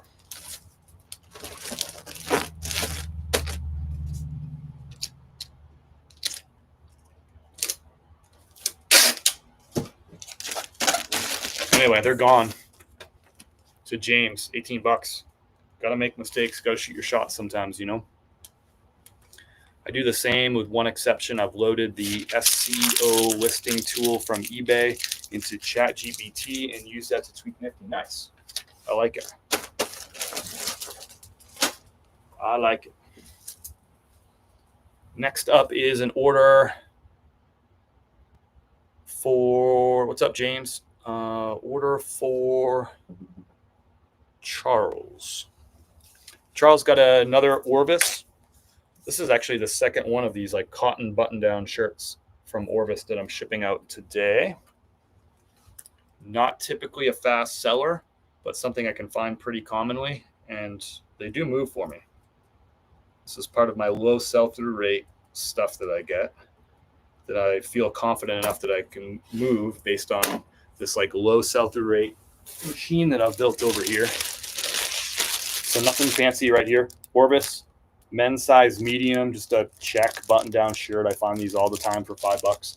Sold for $18.99. I think that was my full asking price on this one. So $18.99. Not a ton of profit there, but I'm like, I find them everywhere. They always sell. Sometimes they sit, but it fills up the cart and ultimately fills up the bank account here too. I know some people don't pick this stuff up. It doesn't fit their sell-through rate metrics. It doesn't fit their profit metrics. That's fine. Everybody's got a different thing. But I love just filling. I'll buy the high sell-through rate stuff too, but I love filling the cart with some of this other stuff that's always good, consistent sellers for me. Now, if I didn't have a cross-listing tool and automation, I don't think I'd pick up Orvis cotton button-down shirts. I just wouldn't, because I just don't think they would sell fast enough. But I think having, cross-listing and automation, I think I can get those things, gone. Otherwise, it's probably like a 20% sell-through rate item, which means they're going to sit for a little while if you don't have kind of like secret weapon stuff doing work for you. What about baseball hats? How do I find the good ones? I go to thrift stores and garage sales and estate sales, and I just look for them. I don't know really how to I don't know how else to answer the question other than like look for them. I don't know, James. I'm not trying to be facetious, but that's how I find stuff. I just go out and look, hustle, learn every day. AG the Goldschmied the protege. AG Adriano Goldschmied the protege straight leg jeans here, size 32 by 32. These sold for $25.99. That was my full asking price. And these sold same day. I listed these on the 5th, and they sold on the 5th. So AG jeans, the protege. Whenever I comp jeans, I don't just comp the brand, like AG. Because a lot of people will say, like, I can't sell AG. I'm like, well, which AG are you trying to sell? What size? What model? I always comp jeans or pants based on the model and the size, because sometimes you can find some like really good high sell-through rate gems just based on size and model. But if you just said like, hey, I had another pair of AG jeans and they took a year to sell, so I don't buy AG jeans anymore, it's like, well, you might be missing out, because every model, every size is going to have different metrics based on sell-through rates and stuff. And sometimes it can be wildly different. So when people tell me things like that, like, I had a pair of Levi's sit forever, so I never buy Levi's anymore. It's like, but they're not all made equal. Like, they're not all created equal. The metrics can be very different from one model, one size, one color to the next. Comp what you find. Start learning the models and the sizes that tend to sell better in different brands, and that's when you really start cooking and making some good money. So, I mean, same day flip here, $5 sold for $25.99. I love that. Some people will say that's not enough profit for them. That's fine. Leave it for peak. I'm going to grab that stuff all day. Same day sales. Are you crazy? Hey, Chris, any tips on selling men's blazers? Also, any updates regarding Nifty taking old listings, putting through AI to create with better descriptions? I've never tried doing that before, Wanda. It might be worth doing for some people. I think my listings, because I've been doing this for so long, like my listing quality of like just the stuff that I made myself is pretty darn good. So for me to invest the time into sort of redoing all my listings, are they going to get 2% better? Are they going to get 4% better? Maybe. But is that worth me going and investing all that time? Should I instead invest that time into buying more inventory? Do you see what I mean? It's like a trade-off with time. Like, what's going to make a little bit more sense? For me, I just don't know that it would make a lot of sense for me to go and have Nifty redo all that stuff. Does Nifty do it better than me? Yeah, I think so. It does it faster than me. And I still have to tweak it a little bit. But to me, that investment of time probably wouldn't make sense for me. But maybe, Wanda, I'm not sure where you're at in your game, but maybe you're like, man, my item titles stink and my descriptions stink. Then maybe it would make sense for you to go do that. But I've never even really considered it, just because, I'm pretty confident in the stuff that I've put out there already. So something for you to think about for sure. Tips on selling blazers. I don't know. What questions do you have? I would say find in-demand blazers, take really good photos, have really good keywords, and take a look at what some of the other like sellers are doing, like people who have really good blazers listings, and just sort of like copy and steal ideas from them. But it's the usual stuff, just like anything else, just like selling shirts, just like selling hats, just like selling shoes. Find items that have good sell-through rates and high sale prices, and buy those items for cheap, and then create really great listings. So it's the same for blazers as anything else. But if you have a more specific question, let me know. Next sale is going out to Robert. Robert, this is the biggest profit I made on any item from the weekend. So some of you might say that this is not a great sale or whatever. I don't know. It doesn't matter to me. I'm just sharing with you what my business is. I like this kind of sale. I paid $100 for 4 of these Polo Ralph Lauren brand new with tags puffer jackets. The model here is called the Gorham. It is a down puffer jacket with a big bold pattern. And so I bought 4 of these in September. This is the 4th one to go out the door. This one sold for my full asking price, $239.98. I paid $100 for it. So let's break down exactly what my profits were after fees and shipping and all that stuff. Just from my experience selling so many Polo Ralph Lauren items, I was very, very confident spending $100 a piece for these. So it's dropping $400. So just know that, like, it's not like I didn't go in there, and just take a big swing and a risk on this sort of stuff. It wasn't like, oh, wow, Chris has gumption or Chris is brave. No. Like I've sold so many similar things like this from Polo Ralph Lauren. It's in season, by the way, too. I picked them up in September, and we're walking into fall, like fall and winter when this kind of stuff is going to sell. So it's not like I was brave, and it's not like, wow, Chris has all this money to spend. I'm like, this stuff is going to sell. All of these will sell before Christmas, and I'm going to be able to make good profit on these. So I knew that. It wasn't just being brave. So let's take a look at the details on this particular one. So it sold for $239.98 plus $99.95 shipping. So with sales tax, the buyer's all in for $264.33. The retail price on this is over $300. I'll tell you exactly what it is. Hold on. Retail is $498. This is a $500 jacket. And it's in season. It is an in-demand pattern. It's a size medium. And let's go to the order details here. So After my shipping label, which was $7.16, and my transaction fees, which were $30.61, is what eBay kept, I'm keeping $212.16 after all that.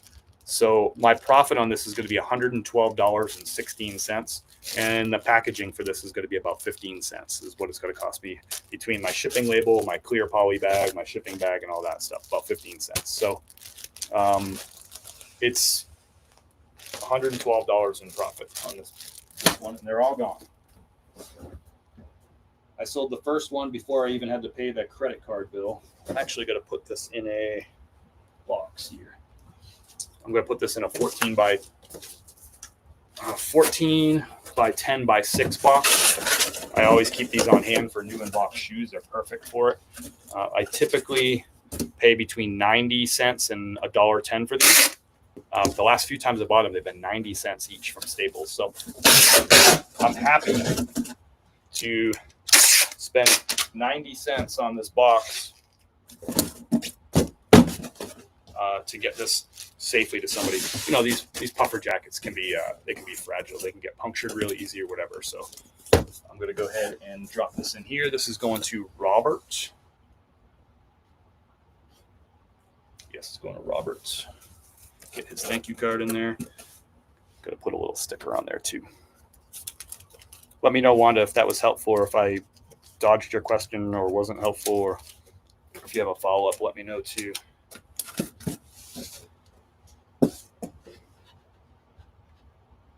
Welcome in if you're just jumping in. I'm still shipping eBay. I still have chris@peak.com orders going out. I still have Mercari. I still have Poshmark. We've been shipping already for an hour and 41 minutes. These are sales from the last 5 days. Kim and I were out of town. We went to Denver, Colorado. We left on Wednesday. We just got back last night. So I got a lot of catching up to do on this stuff. Grateful for the time away, but boy, when you get back and you get all the shipping, it is a little bit of a lift. Grateful for all the sales, grateful for the business, grateful for the time away, time with friends. But also, right now is a bit of a bear. All those things can be true at the same time. Next up is a pair of Twillery pants. I never find the pants. I find the shirts from time to time, but now I found a pair of pants and I sold them.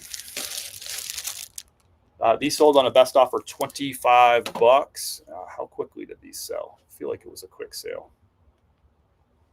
28 days. So I picked these up on November the 7th. They sold on the 5th for $25.99. I paid $5 for them. I'd show you the label, but I can't show it to you. It's in the bag. It's on the inside, but Twillery is the name. That might be the first or the second pair of pants that I've ever found from Twillery. The shirts, for me, I find much more frequently. So this is going to Vince. Thank you, Vince, for your order.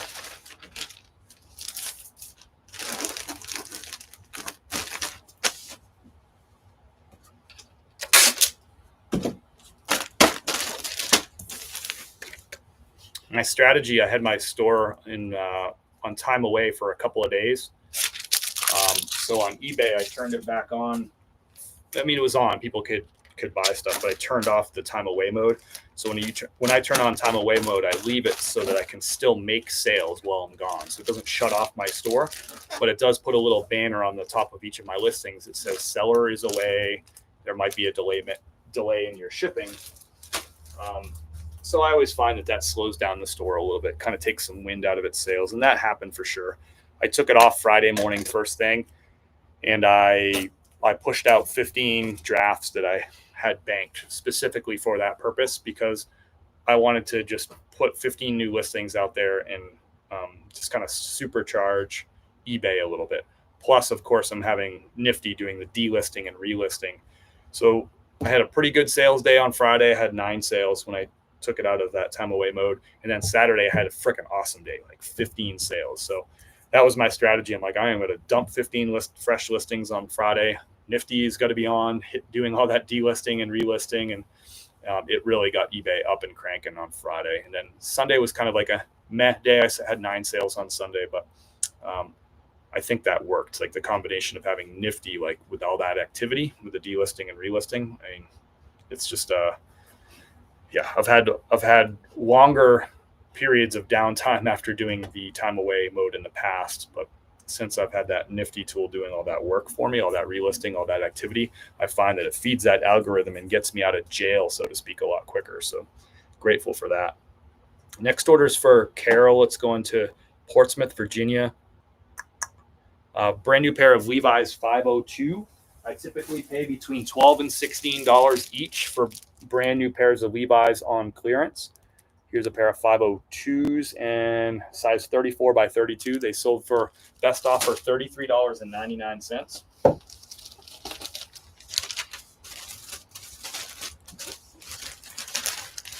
So many Levi's. So to Carol.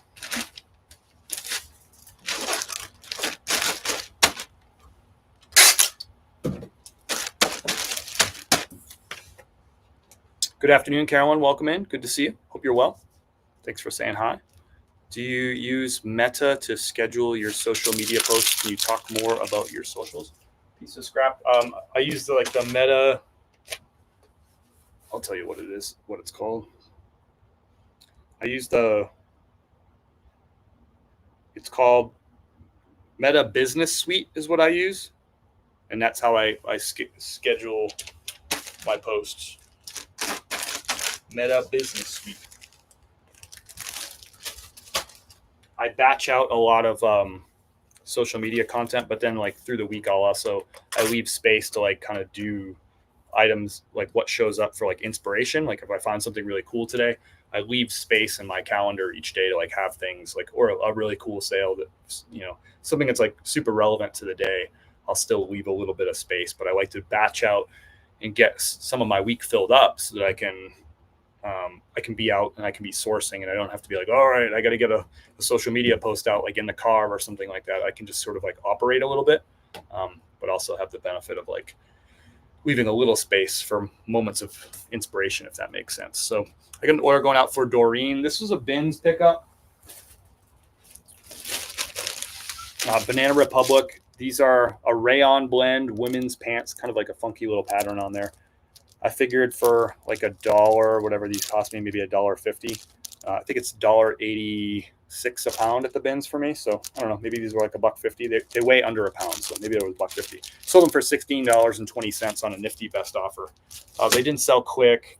I don't pick up Banana Republic women's pants when I'm at the thrift store for $5, but figured I'd give them a whirl for $1.50 at the bins.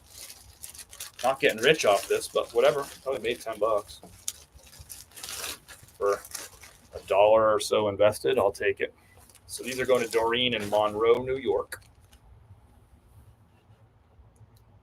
Gotcha. Thanks. So the planner in Meta. I don't know how to answer that question other than saying I use the Meta Business Suite app. It's a specific app called Meta Business Suite. I'm not really sure what you mean by the planner in Meta, but hopefully that helps. Oh, thanks, Shannon. That's so kind of you. I appreciate your support and appreciate all.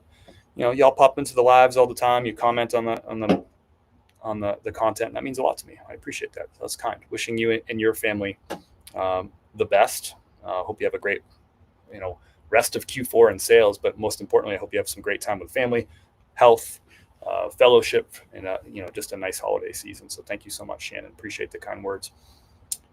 By the way, I do pretty good as a part-time seller, semi-retired realtor. Nice. That's awesome, Wanda. Glad that was helpful. What did I miss here?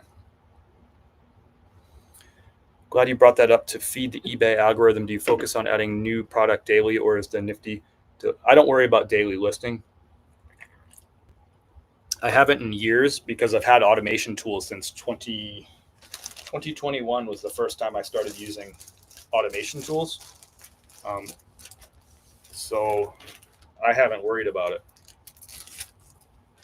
I just worry about getting my weekly 70 to 80 items uplisted a week. That's what I'm focused on. It doesn't matter if those items get up on Sunday or Monday or Tuesday. I know some people really care about that stuff. I don't worry about it because Nifty every single day is delisting and relisting items. So it's feeding the algorithm, so to speak, right? And it's sharing stuff on Poshmark and delisting and relisting on Poshmark and Mercari. So I don't have to worry about the day-to-day algorithm because I'm like, cool, got it. I'm paying Nifty to do that. I pay Nifty, what is it, $2.33 a day to just be like, done, taken care of. And I list when I have time to list. And I just make sure I get my weekly stuff in. Leaves me with some like flexibility to kind of like do things the way that I want to do things. But I know some people swear by having to put up new inventory every single day. I'm not going to tell you what to do. I'm just telling you what I do. Next up is Stanley. Got a quarter zip. Brooks Brothers. Got a lot of Brooks Brothers going out. I still have 4 more Brooks Brothers going out, and we've already shipped at least 1 or 2 on top of this one. So this one right here is 100% cotton mock neck sweater, like a quarter zip little sweater piece right here. Sold on a best offer, $20. I paid $5 at a thrift store. If this is merino wool, a much better pickup. But even the cotton ones I'll pick up. This is a men's size large. Tell you how long it took to sell. I guess quarter zips are really hot this year, is what people keep telling me. It took 6 months to sell, picked it up in the middle of the summer, but I guess no super surprise there. I don't sell a ton of quarter zips in the summer. So this is going to Stanley. Again, the wool ones, Brooks Brothers, those are ones to really look for, but cotton ones will go too. You can get 30 plus on wool. Brooks Brothers, quarter zippers. Since I started using Nifty, I no longer have the stress to list every day.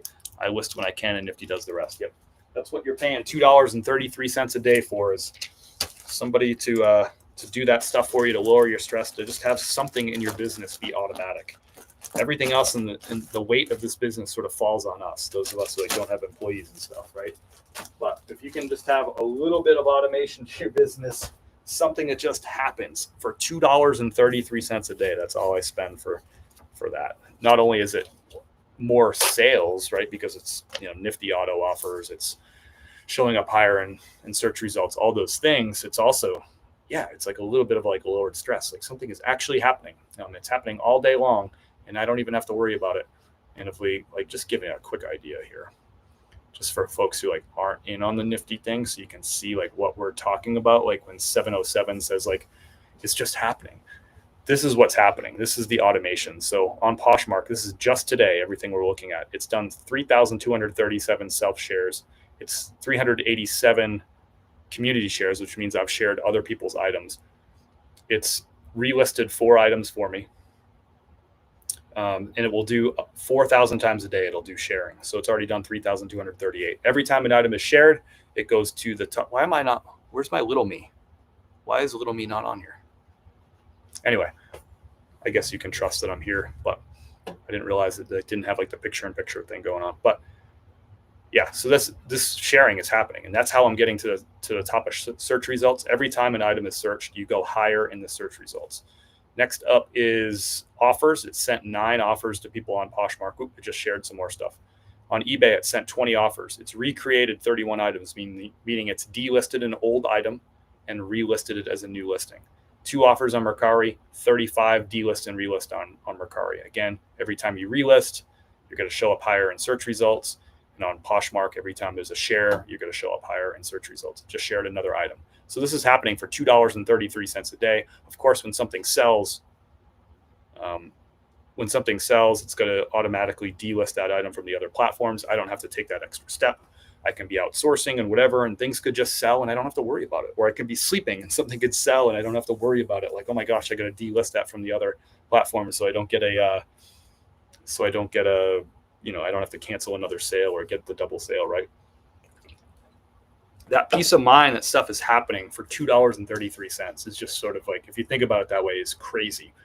If you had an employee and you paid them $20 an hour, $2.33 would be, that's what you would pay them for 7 minutes of work.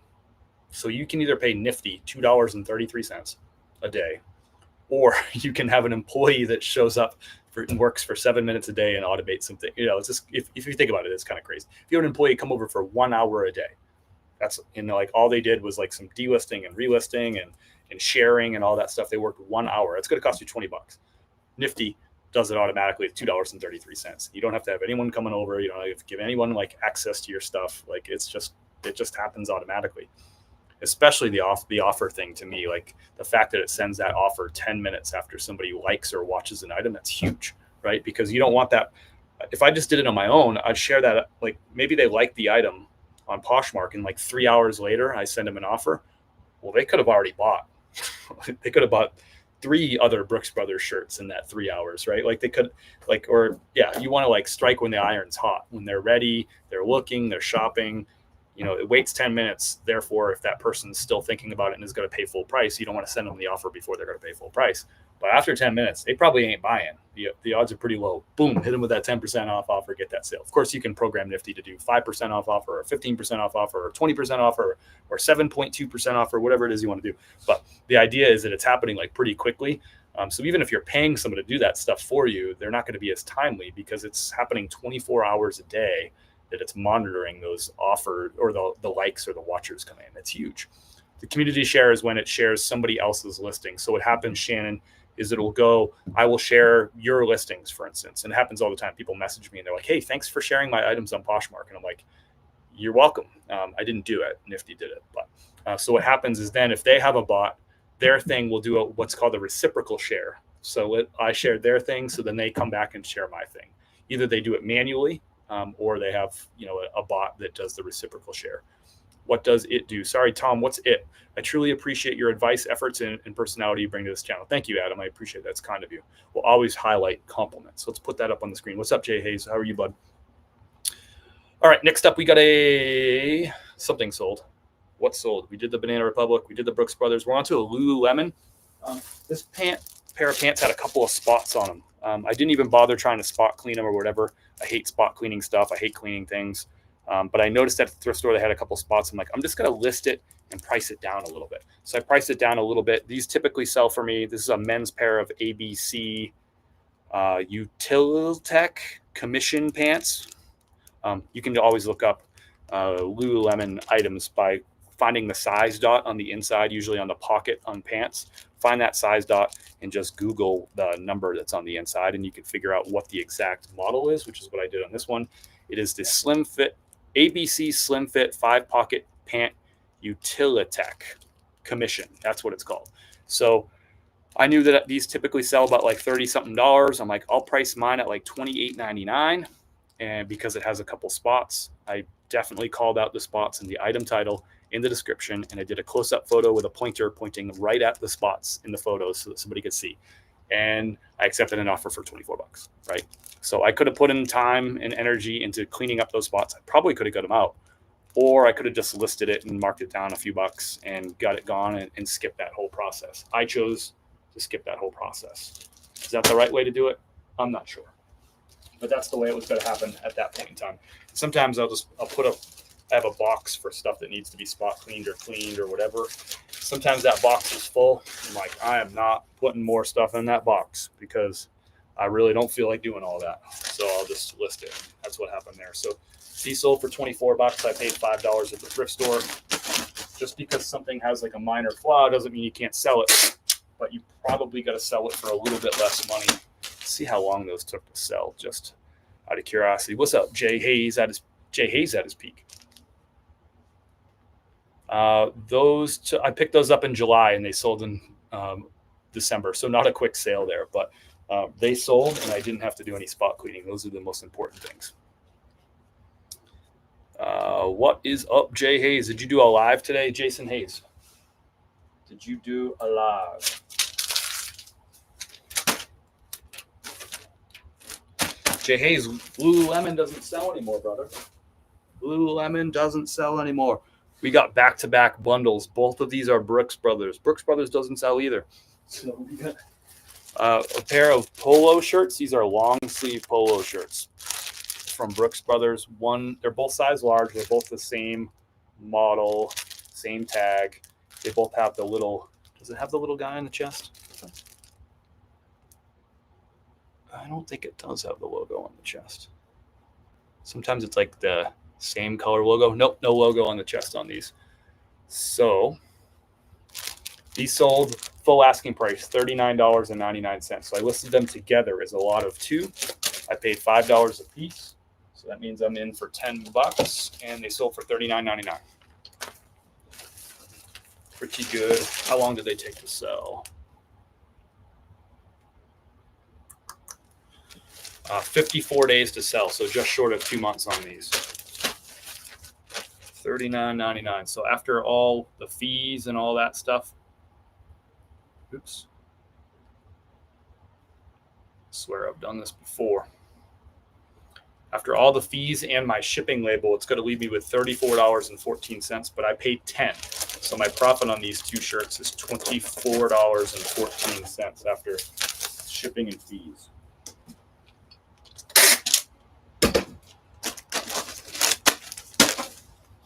These are going to Miranda in Victoria, Texas. Why do I have that highlighted?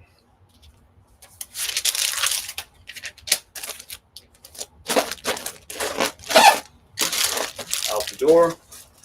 And I sold a lot of Brooks Brothers this weekend or this week. Another lot of two Brooks Brothers. These ones both have the logo on the chest, which tends to help them sell a little bit better. Nice modern pattern on these. So same size, similar model, both logos on the chest. So I bundled them together. I listed them as a lot of two for $39.99, and these sold to a different buyer, even though it's the same size as the last two. They sold like within like an hour of each other. These two bundles sold. I figured it was to the same buyer, but it's not. This is going to Tristan. Tristan is in somewhere. This is going to California, Murrieta, California. So again, probably like another $23, $24 profit on these two shirts right here. And these did not take long to sell either. Those took 21 days to sell. That was part of, I picked up 9 Brooks Brothers shirts all at one thrift store, and I just sold them in bundles. I paid $3.50 a piece for these actually, so my profit's a little higher. These were at like a little mom and pop thrift store where they have really cheap prices. So $7 invested and a $39.99 sale price, plus the buyer paid $8.95 shipping. Out the door. If you're just jumping into the live, we have been shipping forever. I was gone for 5 days, so we're shipping out eBay and Poshmark orders. We just got back from Denver, Colorado last night, and catching up on all the shipping. You know, you can have an eBay business and have a life too. It does mean you're going to walk back into a whole bunch of work when you get home like I did, and it's going to be shipping forever. But that's part of the program. It was good to get some time away, spend some time with friends, all that kind of stuff. Get some fresh mountain air out there in Colorado. We got a Puma shirt right here, brand new with tags. This sold for a best offer of $32.98. I believe I paid $12 a piece for these. I bought these retail clearance back in the spring. I bought a bunch of these. Maybe, I don't know if I bought a bunch of these, but I bought a bunch of golf polos, all for between like $10 and $12. And they've been mostly selling in the $30-ish range. So that includes this Puma right here. So $32.98. This was a multi-quantity listing. So I've sold a few of these already. This is going to Christopher. Christopher's in Lake Forest, California. We actually have a Lake Forest, North Carolina too. But these are going clear across the country. Shipping label is $6.37 if you care. Hey, Mariah, appreciate that. It's good to be back. It's like back-to-back weeks that we were gone for 5 days.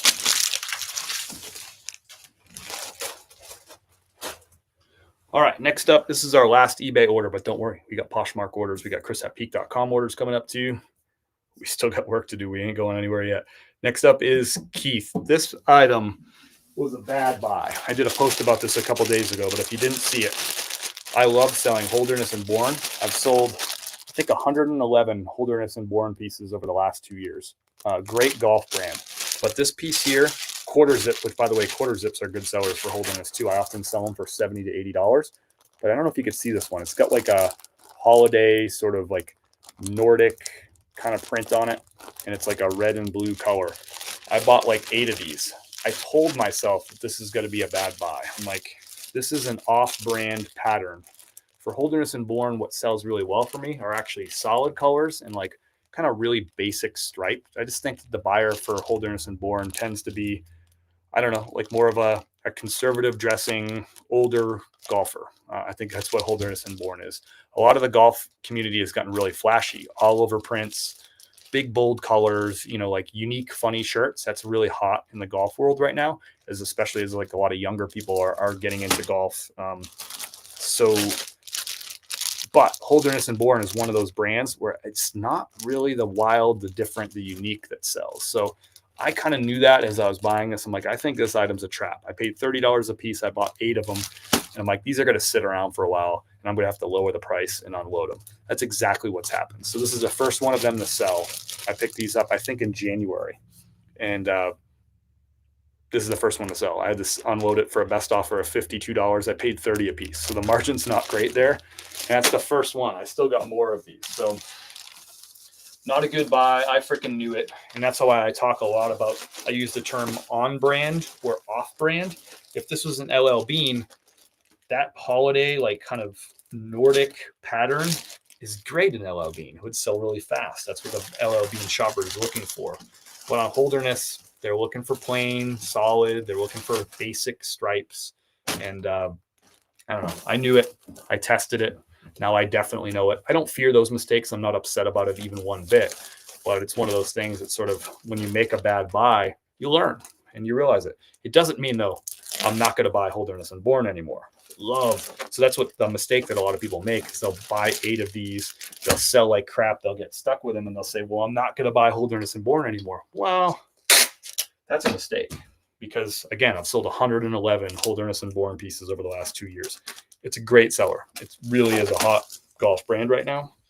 But just because the brand's hot doesn't mean every single item from them. These brands, they try stuff. They try new patterns. They try new looks. And sometimes they flop. And then what do? They sell them to clearance stores to get rid of them. And then somebody like me comes along and buys them and tries to flip them. So it's a mistake. I'm 0% upset about it. It's a lesson. And eventually these will all sell. And they'll sell for low margins. And that's fine. Even if I have to price them down to the point where maybe I break even on them, that's okay. That's exactly what all stores do. That's why stores have clearance sales, right? They buy stuff, they think it's going to go, and for whatever reason, it just doesn't go. So they clearance it out and they get rid of it. And so if you're going to sell clothing on the internet, you're going to have to do the same thing. There's going to be times where you really got to have to put stuff on sale, clearance it out, lower prices, get it moving. And that's just normal. It's not something that I think anybody should fear or be weird about. Just know that some percentage of your inventory is got to be stuff at some point you're going to have to clearance out. And every retail business knows that. It's just part of the freaking game. And guess what? It's part of the game with eBay and Poshmark too. We're going to switch over now. I got Poshmark orders, but I'm going to jump in with some chris@peak.com orders. We got some great coffee orders going out the door. All coffee orders are great. But I'm going to drop down below right here in the chat. I'm going to drop a direct link to our coffee website if you want to check out our coffee. If you have any questions about the coffee, let me know. If you are looking for a recommendation for coffee, you haven't tried our coffee before, I would love to ship you some, by the way. It'd be a lot of fun. And we'll do it right here on the live if you order during the live. Good, clean fun. But if you want to try out our coffee, you're not sure, just let me know down below in the chat what coffee you drink now. Like tell me like what brand, what roast that you currently drink. And I can give you a recommendation based on what we have and say this would be the one that I would try. And if you haven't tried any of our coffees before, I always recommend that people start with, if you're not sure what you like, try our medium roast. This is our Hooper's Creek medium roast. It's our best-selling coffee. It's the OG coffee, the one we launched with. It's Kim and I's favorite cup of coffee.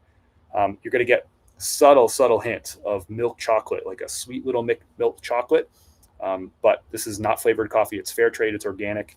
And it's single origin, which means it all comes from one small cooperative of farms in Chiapas, Mexico. It's all roasted by our friends, Dynamite Roasting Company, right up the street in Black Mountain, North Carolina. This was roasted on Thursday and delivered to the house on Thursday. I had my neighbor come over and accept the coffee. So just ridiculously fresh. When this hits your mailbox, people tell me all the time, they're like, as I'm walking up to the mailbox, I smell your coffee. So you'll taste the difference, but boy, you're gonna smell the difference even before that. I did order coffee today. Nice, thank you so much. I'll dig into it. Yo, Jimmy Walker says, "Yo, Dynamite, what's up, Jack? How are you, brother? Good to see you in the chat. You're right on time, man. I feel like you're like good for like coming in about halfway through. That's like kind of your MO. I dig it. I can't get Depop onto Nifty because of the magic code thing. Sorry, Barb, I don't sell on Depop. I haven't sold on Depop now in a few years, so I'm not sure if I have any advice on how to troubleshoot that. I'll do two things for you though, Barb. Maybe there's somebody in the chat who knows about the issue that you're talking about. So if somebody has any input for Barb on how to overcome this magic code thing, drop it down below in the chat because I could see that that would be frustrating.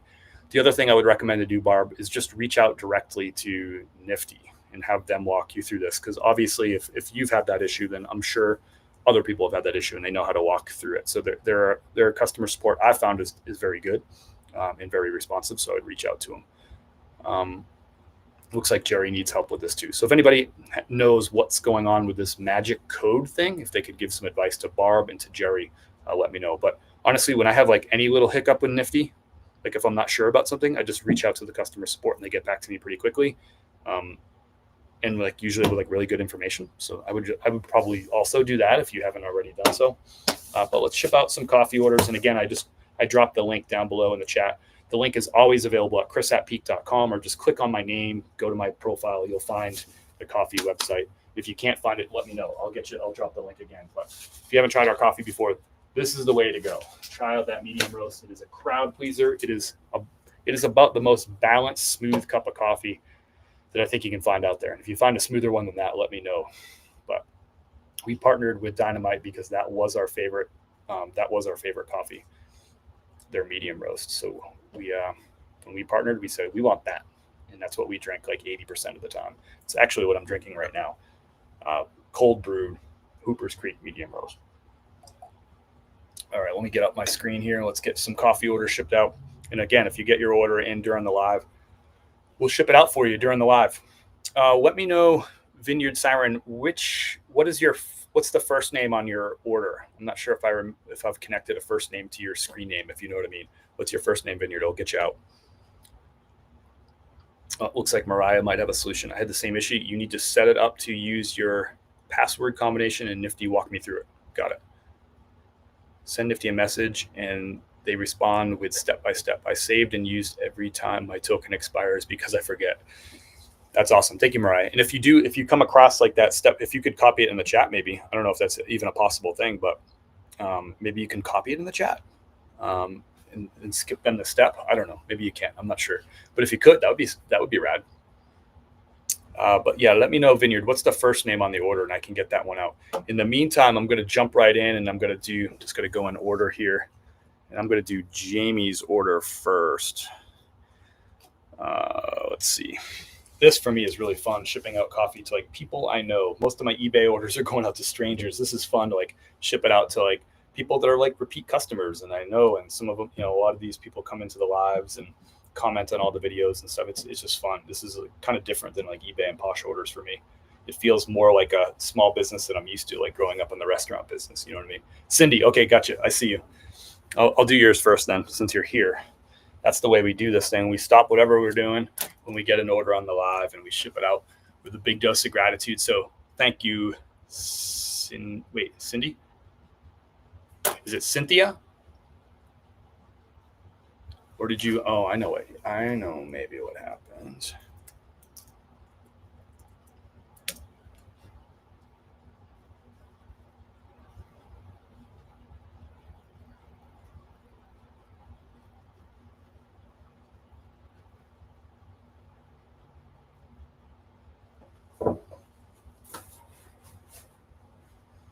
Checking my email. Thanks, Mariah. I appreciate that. It's kind of you.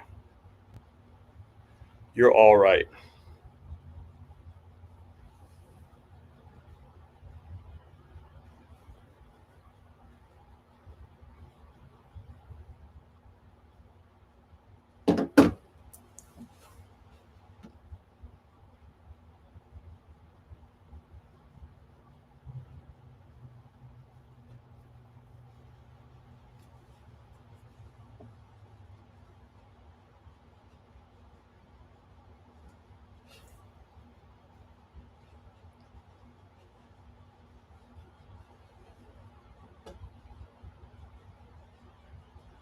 Yes, either Cindy or Cynthia. Okay, cool. You had me. I was like, wait a minute. Did you order through my other site? I have a site through YouTube that I use too. I was like, all right, let me log into that. We're going to Mass. Is that right? Thank you, Mariah. That's super helpful. Hopefully, everyone can see that. We're going to. I don't want to give too much information, but we're going to Mass.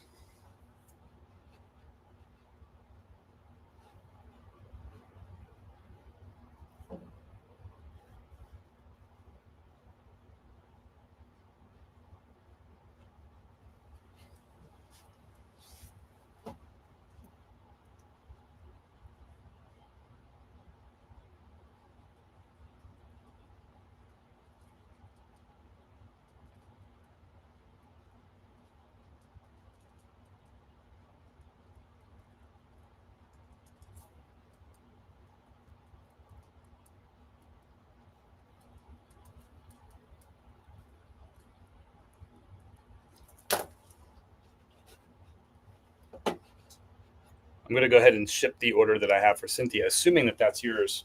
Got a handwritten thank you card in there for you. Thank you so much for supporting our small little business. Yes, Massachusetts. Gotcha. Cool. You're very welcome. You're very welcome. Thank you for supporting us. There's so many different ways you can support us. You can tap the like button. You can say hello down below. You can share knowledge in the comment section of this live video, but also in other videos and photo posts and all that stuff. We love y'all teach us so much. But yeah, just hitting the like button, communicating with us, all that stuff is really fun. But if you also want some coffee, we're happy to ship that to you too. That's another great way to support us. So we got 2 bags going out the door to Cynthia. Thank you so freaking much for your order. And I'm going to...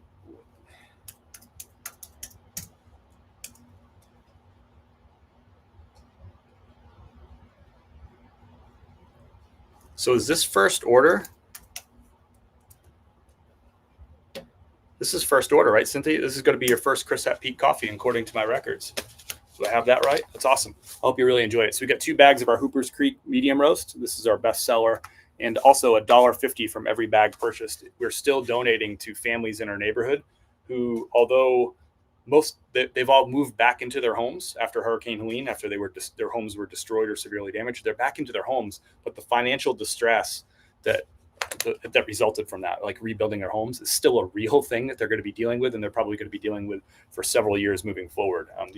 Several of these families had to literally get brand new homes or had to gut their entire home and start from scratch. I mean, put everything in: kitchens, floors, all their furniture, drywall, paint, trim, carpeting, appliances, everything, right, had to be replaced. You can imagine the financial distress.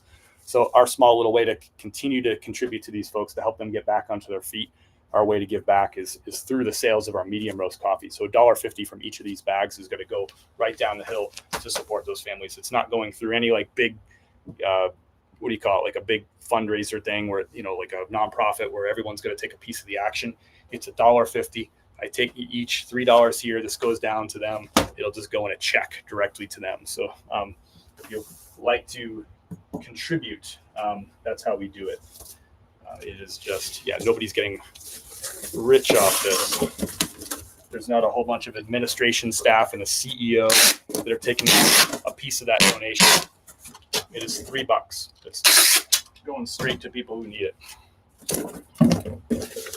You can imagine that economic impact. I can't even fathom.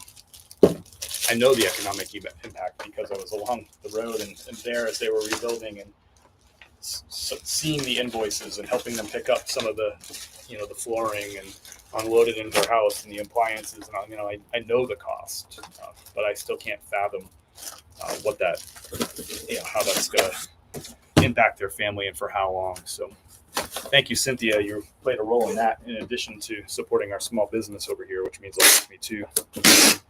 You're going to get some delicious coffee that was roasted on Thursday. I think you're going to love it. So you're going to get a shipping confirmation here in your inbox in just a moment, Cynthia. And I hope you feel the gratitude coming your way. Kim and I really appreciate it. Can't wait to try it. That's awesome. I can't wait to hear what you say about it. And when I say I am literally drinking the same coffee that I'm shipping to you, that is 100% true. cold brew, medium Hooper's Creek medium roast, cold brewed, and then a little bit of oat milk. I don't do any sugar or sweeteners. So pretty soon we'll be drinking the same coffee, Cynthia. That shipping confirmation's in your inbox, and this coffee is heading out today. I'll drop it off as soon as I get off this live. It's going right to the post office, and it'll head out your way. Especially since it's staying East Coast, it shouldn't take long to get to you. So thank you so much, Cynthia. Means a lot to Kim and I. Love it, love it. We got more coffee orders going out the door. We got an order for Jamie. Jamie, let me know if you're here in the live. If you're not, I'm still going to ship it out anyway. So we got, Amy's got 3 bags. Where did I put those?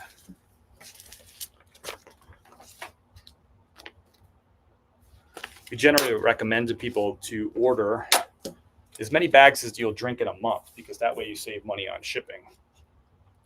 So Hooper's Creek medium roast, we got 3 bags of whole bean. Again, $1.50 from each of these bags. Oops, that's ground. Don't get that one.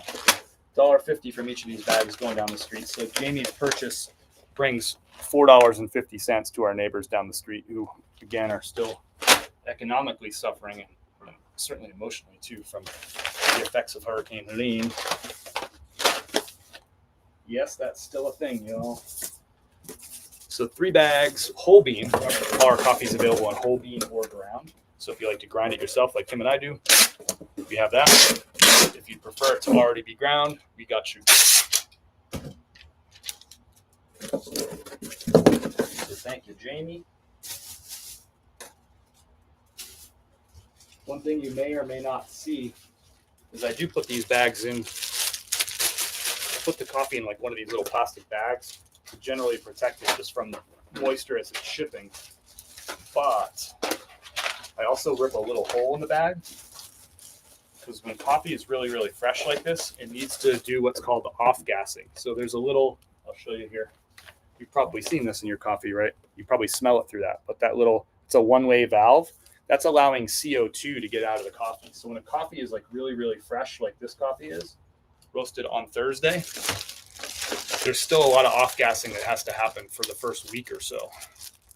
That's when most of it will still happen after that too, but most of it's going to happen in that first week. So I always rip a little hole in the bag. So if you're ever wondering, like, why is there a hole in that bag?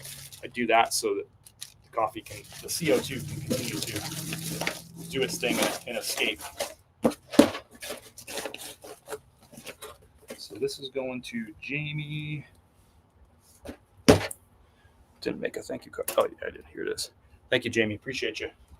Jamie's a regular customer. Usually orders 3 bags every month or so.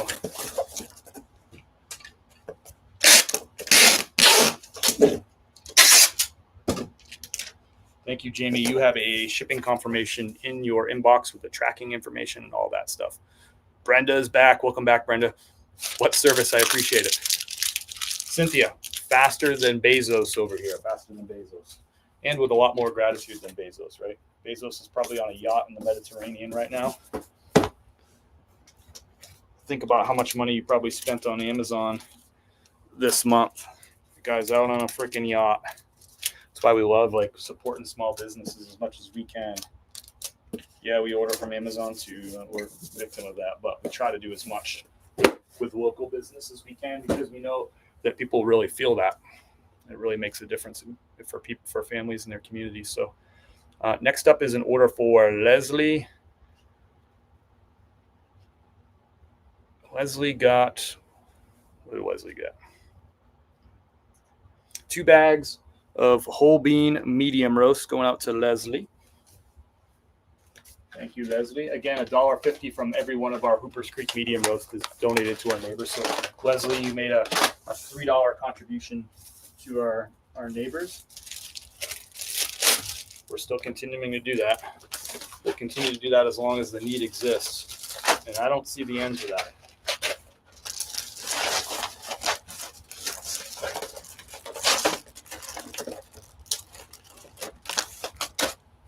Thank you, Leslie.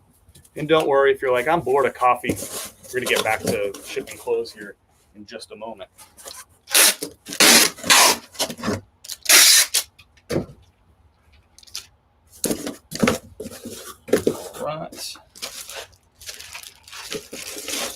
Thank you, Leslie. Got a handwritten thank you note. Leslie, if you're watching live, appreciate you. Or if you watch the recording, we appreciate you. And you got a shipping confirmation in your inbox, Leslie, with tracking information headed your way.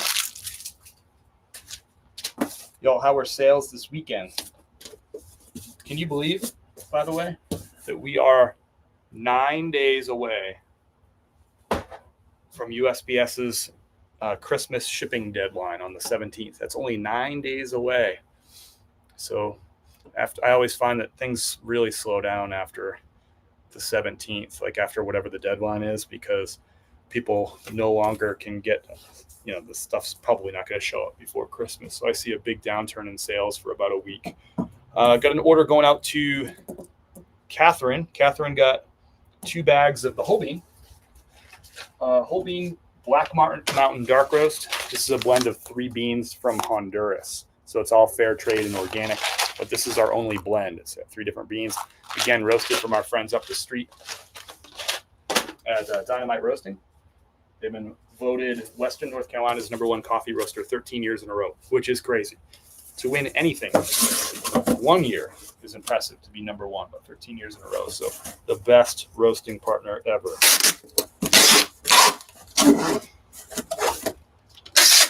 This Black Mountain Dark Roast, you can expect tasting notes of like just a creamy body. Where's my bags here? Creamy body, little hint of like roastiness and dark chocolate. And then as it cools off like your cup, you might even get a little hint of jammy fruit. It is so delicious, but very kind of like complex, interesting. Most dark roasts are very one note. It's like roast, roast, roast. Sometimes you'll get some dark chocolate too, but it's usually just really roasty, really dark. That's not this at all. Like I said, like creaminess, a little bit of roastiness, a little bit of dark chocolate hints to it. Just super nuanced and interesting. Makes great iced coffee, makes great espressos, or if you just run it through your old coffee maker, you're going to get a great cup of coffee too, your drip coffee maker. This is going to Catherine. Thank you, Catherine. Appreciate your business. Happy holidays to you and your family. Coffee's a great gift, by the way. You probably know some coffee drinkers in your life that would love an upgrade from what they're drinking. If you have any questions about the coffee, let me know. Want a recommendation? Just let me know what you drink now, and I'll make a recommendation based on what you're currently drinking. Just drop it down below in the chat. Thank you, Catherine. That was some whole bean coffee, but remember we have ground too.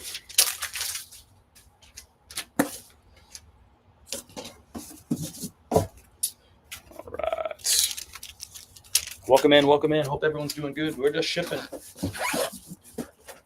Got 5 days worth of shipping today. Just catching up from being away in Colorado for a few days. So our next order is going out to Pam. Thank you, Pam. What did Pam get? Pam got 1 bag of medium roast whole bean. I might have to skip Pam for now. I don't know how the whole beans are. I'll have to reach out to Pam.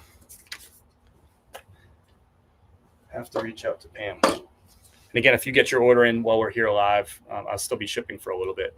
We'll get it shipped out to you with a big dose of gratitude, handwritten thank you note. We're right here on the live. Isn't that fun? Just like we did for Cynthia. Thank you, Cynthia. Appreciate your order so much. Thanks for everybody for supporting our business. And you can support it so many different ways. Just tapping that like button down below, hitting the follow button, saying hello down below in the chat. All that stuff helps support us too. So appreciate that. All right, let's move into some Poshmark orders. How about it? So this is an interesting one. This order is so old. So look at it's in a curry box too. Isn't that ironic?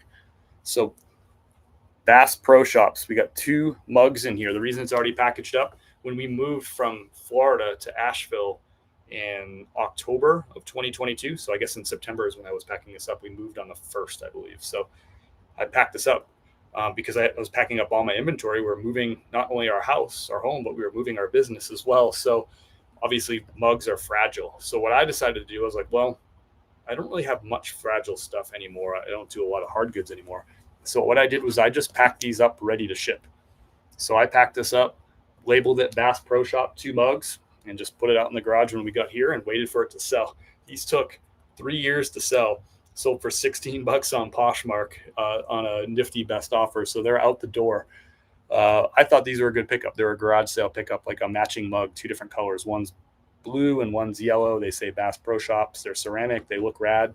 I was like, somebody will grab these, for like $20 or something like that. Anyway, got $16 for them. It took 3 years, but again, they sat out in this box. Like they're already like wrapped in tissue paper, the mugs, they're, the bubble wrap and all that stuff, taped up, closed, ready to go. So this is how they sat out there this whole time. So anyway, they sold. I got to slap a shipping label on this and get it out the door. These are going to South Burlington, Vermont, to Sarah. Thank you, Sarah. Bass Pro Shops. I figured those would have sold a little quicker than they did, but maybe that's why I don't do hard goods anymore.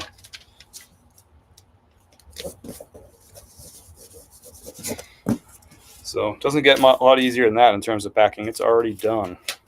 So we'll get this out the door. And the rest of what we got is clothing on Poshmark. All right. Next up is a Masters Collection shirt. This took a while to sell too. I love buying and selling Masters Collection. One of my favorite things to find, like all these Masters polos. So this is an older model, not as desirable. It does have the Masters logo right there, but this is just a cotton one.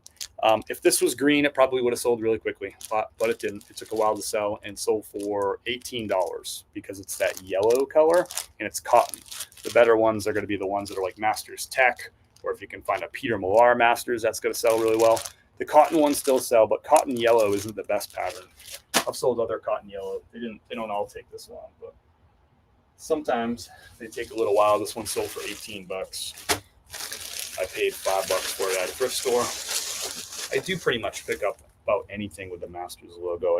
I'm sure there's some examples of things that I wouldn't pick up, but I would probably still pick this one up anyway, even though it took a while to sell and only sold for $18. There's always a buyer for this kind of stuff. Even if you're going to lower the price, there's some money to be made. So this is going out to Tanya in Maryland. Thank you, Tanya. What's up, Kiwi? What's up, Kiwi?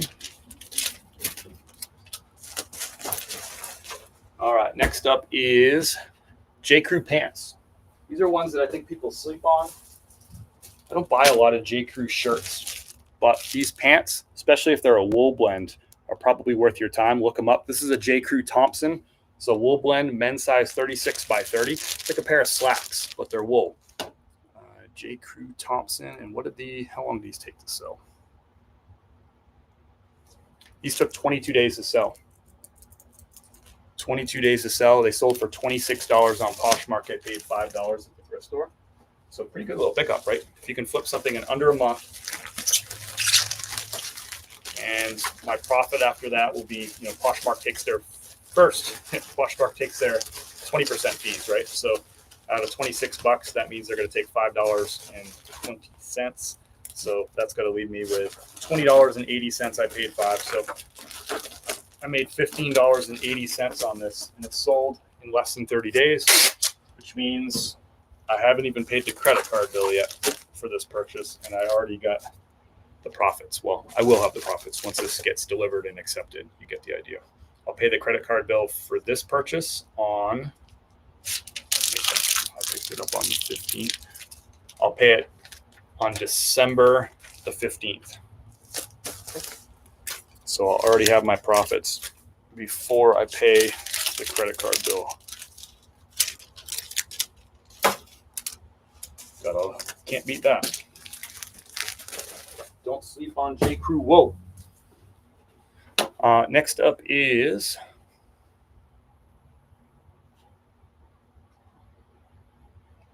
got a Mercari sale. That was it for Poshmark. Pretty slow last few days for Poshmark. Next up is Fabletics.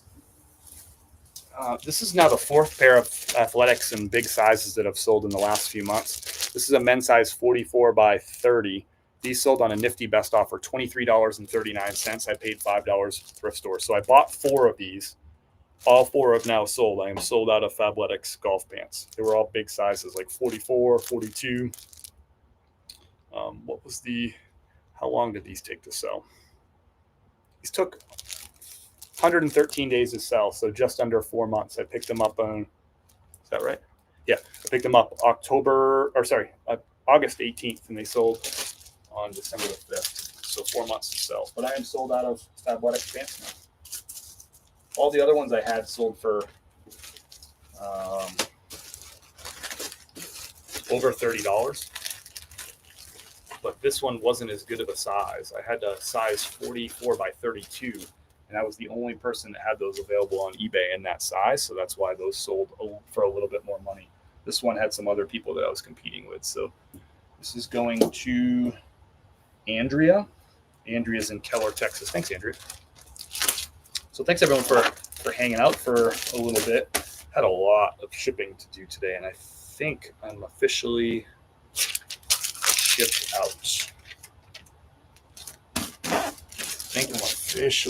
out. Remember, all these lives are available as replay. So if you're just popping in now and you're like, oh crap, I wanted to see what he sold over the past 5 days. As soon as this live ends, you can watch it on YouTube and Facebook. You can fast forward through my boring, mumbly stuff. You can rewind to the stuff like the good sales and the things you want to write down and all that stuff. But you do have 2.5 hours worth of live shipping, 5 days worth of sales, something around 50 orders that went out the door. So, and I shared it all. So if you want to rewatch this, I'm going to end this live here in a couple minutes, and you'll be able to rewatch that thing. But good sale here. I got UPS, I got FedEx, and I got USPS going out the door. So I'm going to have to do some driving around. Luckily, those are all really close by. I dropped my UPS at CVS. I dropped my FedEx at Walgreens. And I dropped my USPS at the post office, obviously. But that's right around the corner. And luckily, the post office and CVS are like basically, 100 yards away from each other, 200 yards away from each other, same street. So that's nice and easy. Curious if you're wearing this here. What kind of benefits do you get using a business credit card? Perks like flyer miles, discounts, or rebates? That's a good. I think it's a great question. So I just use my business credit card is through Navy Federal Credit Union. That's where my business bank account is through. I just have a preference not to use like the miles, that sort of thing. I'm not into that. I just like the straight cash back. So my business card is just a 1% cash back card, which anybody should be able to find like 1%. There's a lot of things like the Apple card, I think is 2% on all purchases. And maybe it's like 5% on if you buy Apple products or something with it. But it should be easy for you to find like a 1% or a 2% cash back card. Those are out there, but I use Navy Federal. It's a preference. I've used Navy Federal for a mortgage. I've used it for car loans. I use it for my business, and I use it for my business credit card. Just out of preference, I love working with them. They're easy to work with. I love having all my accounts in that one place. So, but yeah, it's just 1% cash back. I don't do like any of the miles and all that stuff, because then like you have to use the miles through that certain company, and there's like restrictions on it and strings attached. I don't like that. Just give me the cash back. Keep it simple, and let me fly with whatever freaking carrier I want to fly on, or whatever dates I want to do, and I don't have to pick certain fares and all that stuff. That's just my personal preference. That's the way I see it. Keep it simple. But that's how I do it. All right, y'all. I'm going to log off for the day. I'm just like looking around. Is there anything I forgot to ship? I don't think so. It was one of those days. So thanks everyone for hanging around. I enjoyed it. It would be a really weird live if the whole time I was just standing here by myself talking to the wall about reselling and flipping and brands and all that stuff. So thanks for sharing some time with me. Hopefully you learned something today. And if you did, make sure you tap that like button. I'd appreciate that. If you haven't followed or subscribed, we'd love to have you follow or subscribe. We're on all 4 platforms. It's Chris at Peak everywhere. And we share reselling content every single freaking day. We'll see you again live next Monday. Will we see? Yeah, we'll see you again live next Monday. Of course, we'll be putting out content between now and then. Hope you find some great stuff. Hope your sales are awesome. Remember, we only got 9 days left until that December 17th USPS Ground Advantage Christmas shipping deadline, right? They say you got to ship it by the 17th if you wanted to get it there on Christmas time. So for me, that's when I see the sales downturn. So now's the time to hustle, because you're going to probably have like a slow week or a slow week and a half. Right once we get to that 17th date, things tend to pick up a little bit back in January. I usually have a pretty solid January. February sucks. So, but now's a good time to get some extra motivation and, extra pep in your step, because you only got 9 days until that until things tend to slow down right before the holiday. So have a good night. Wishing you a good night too, or a good afternoon as well. And I'll see you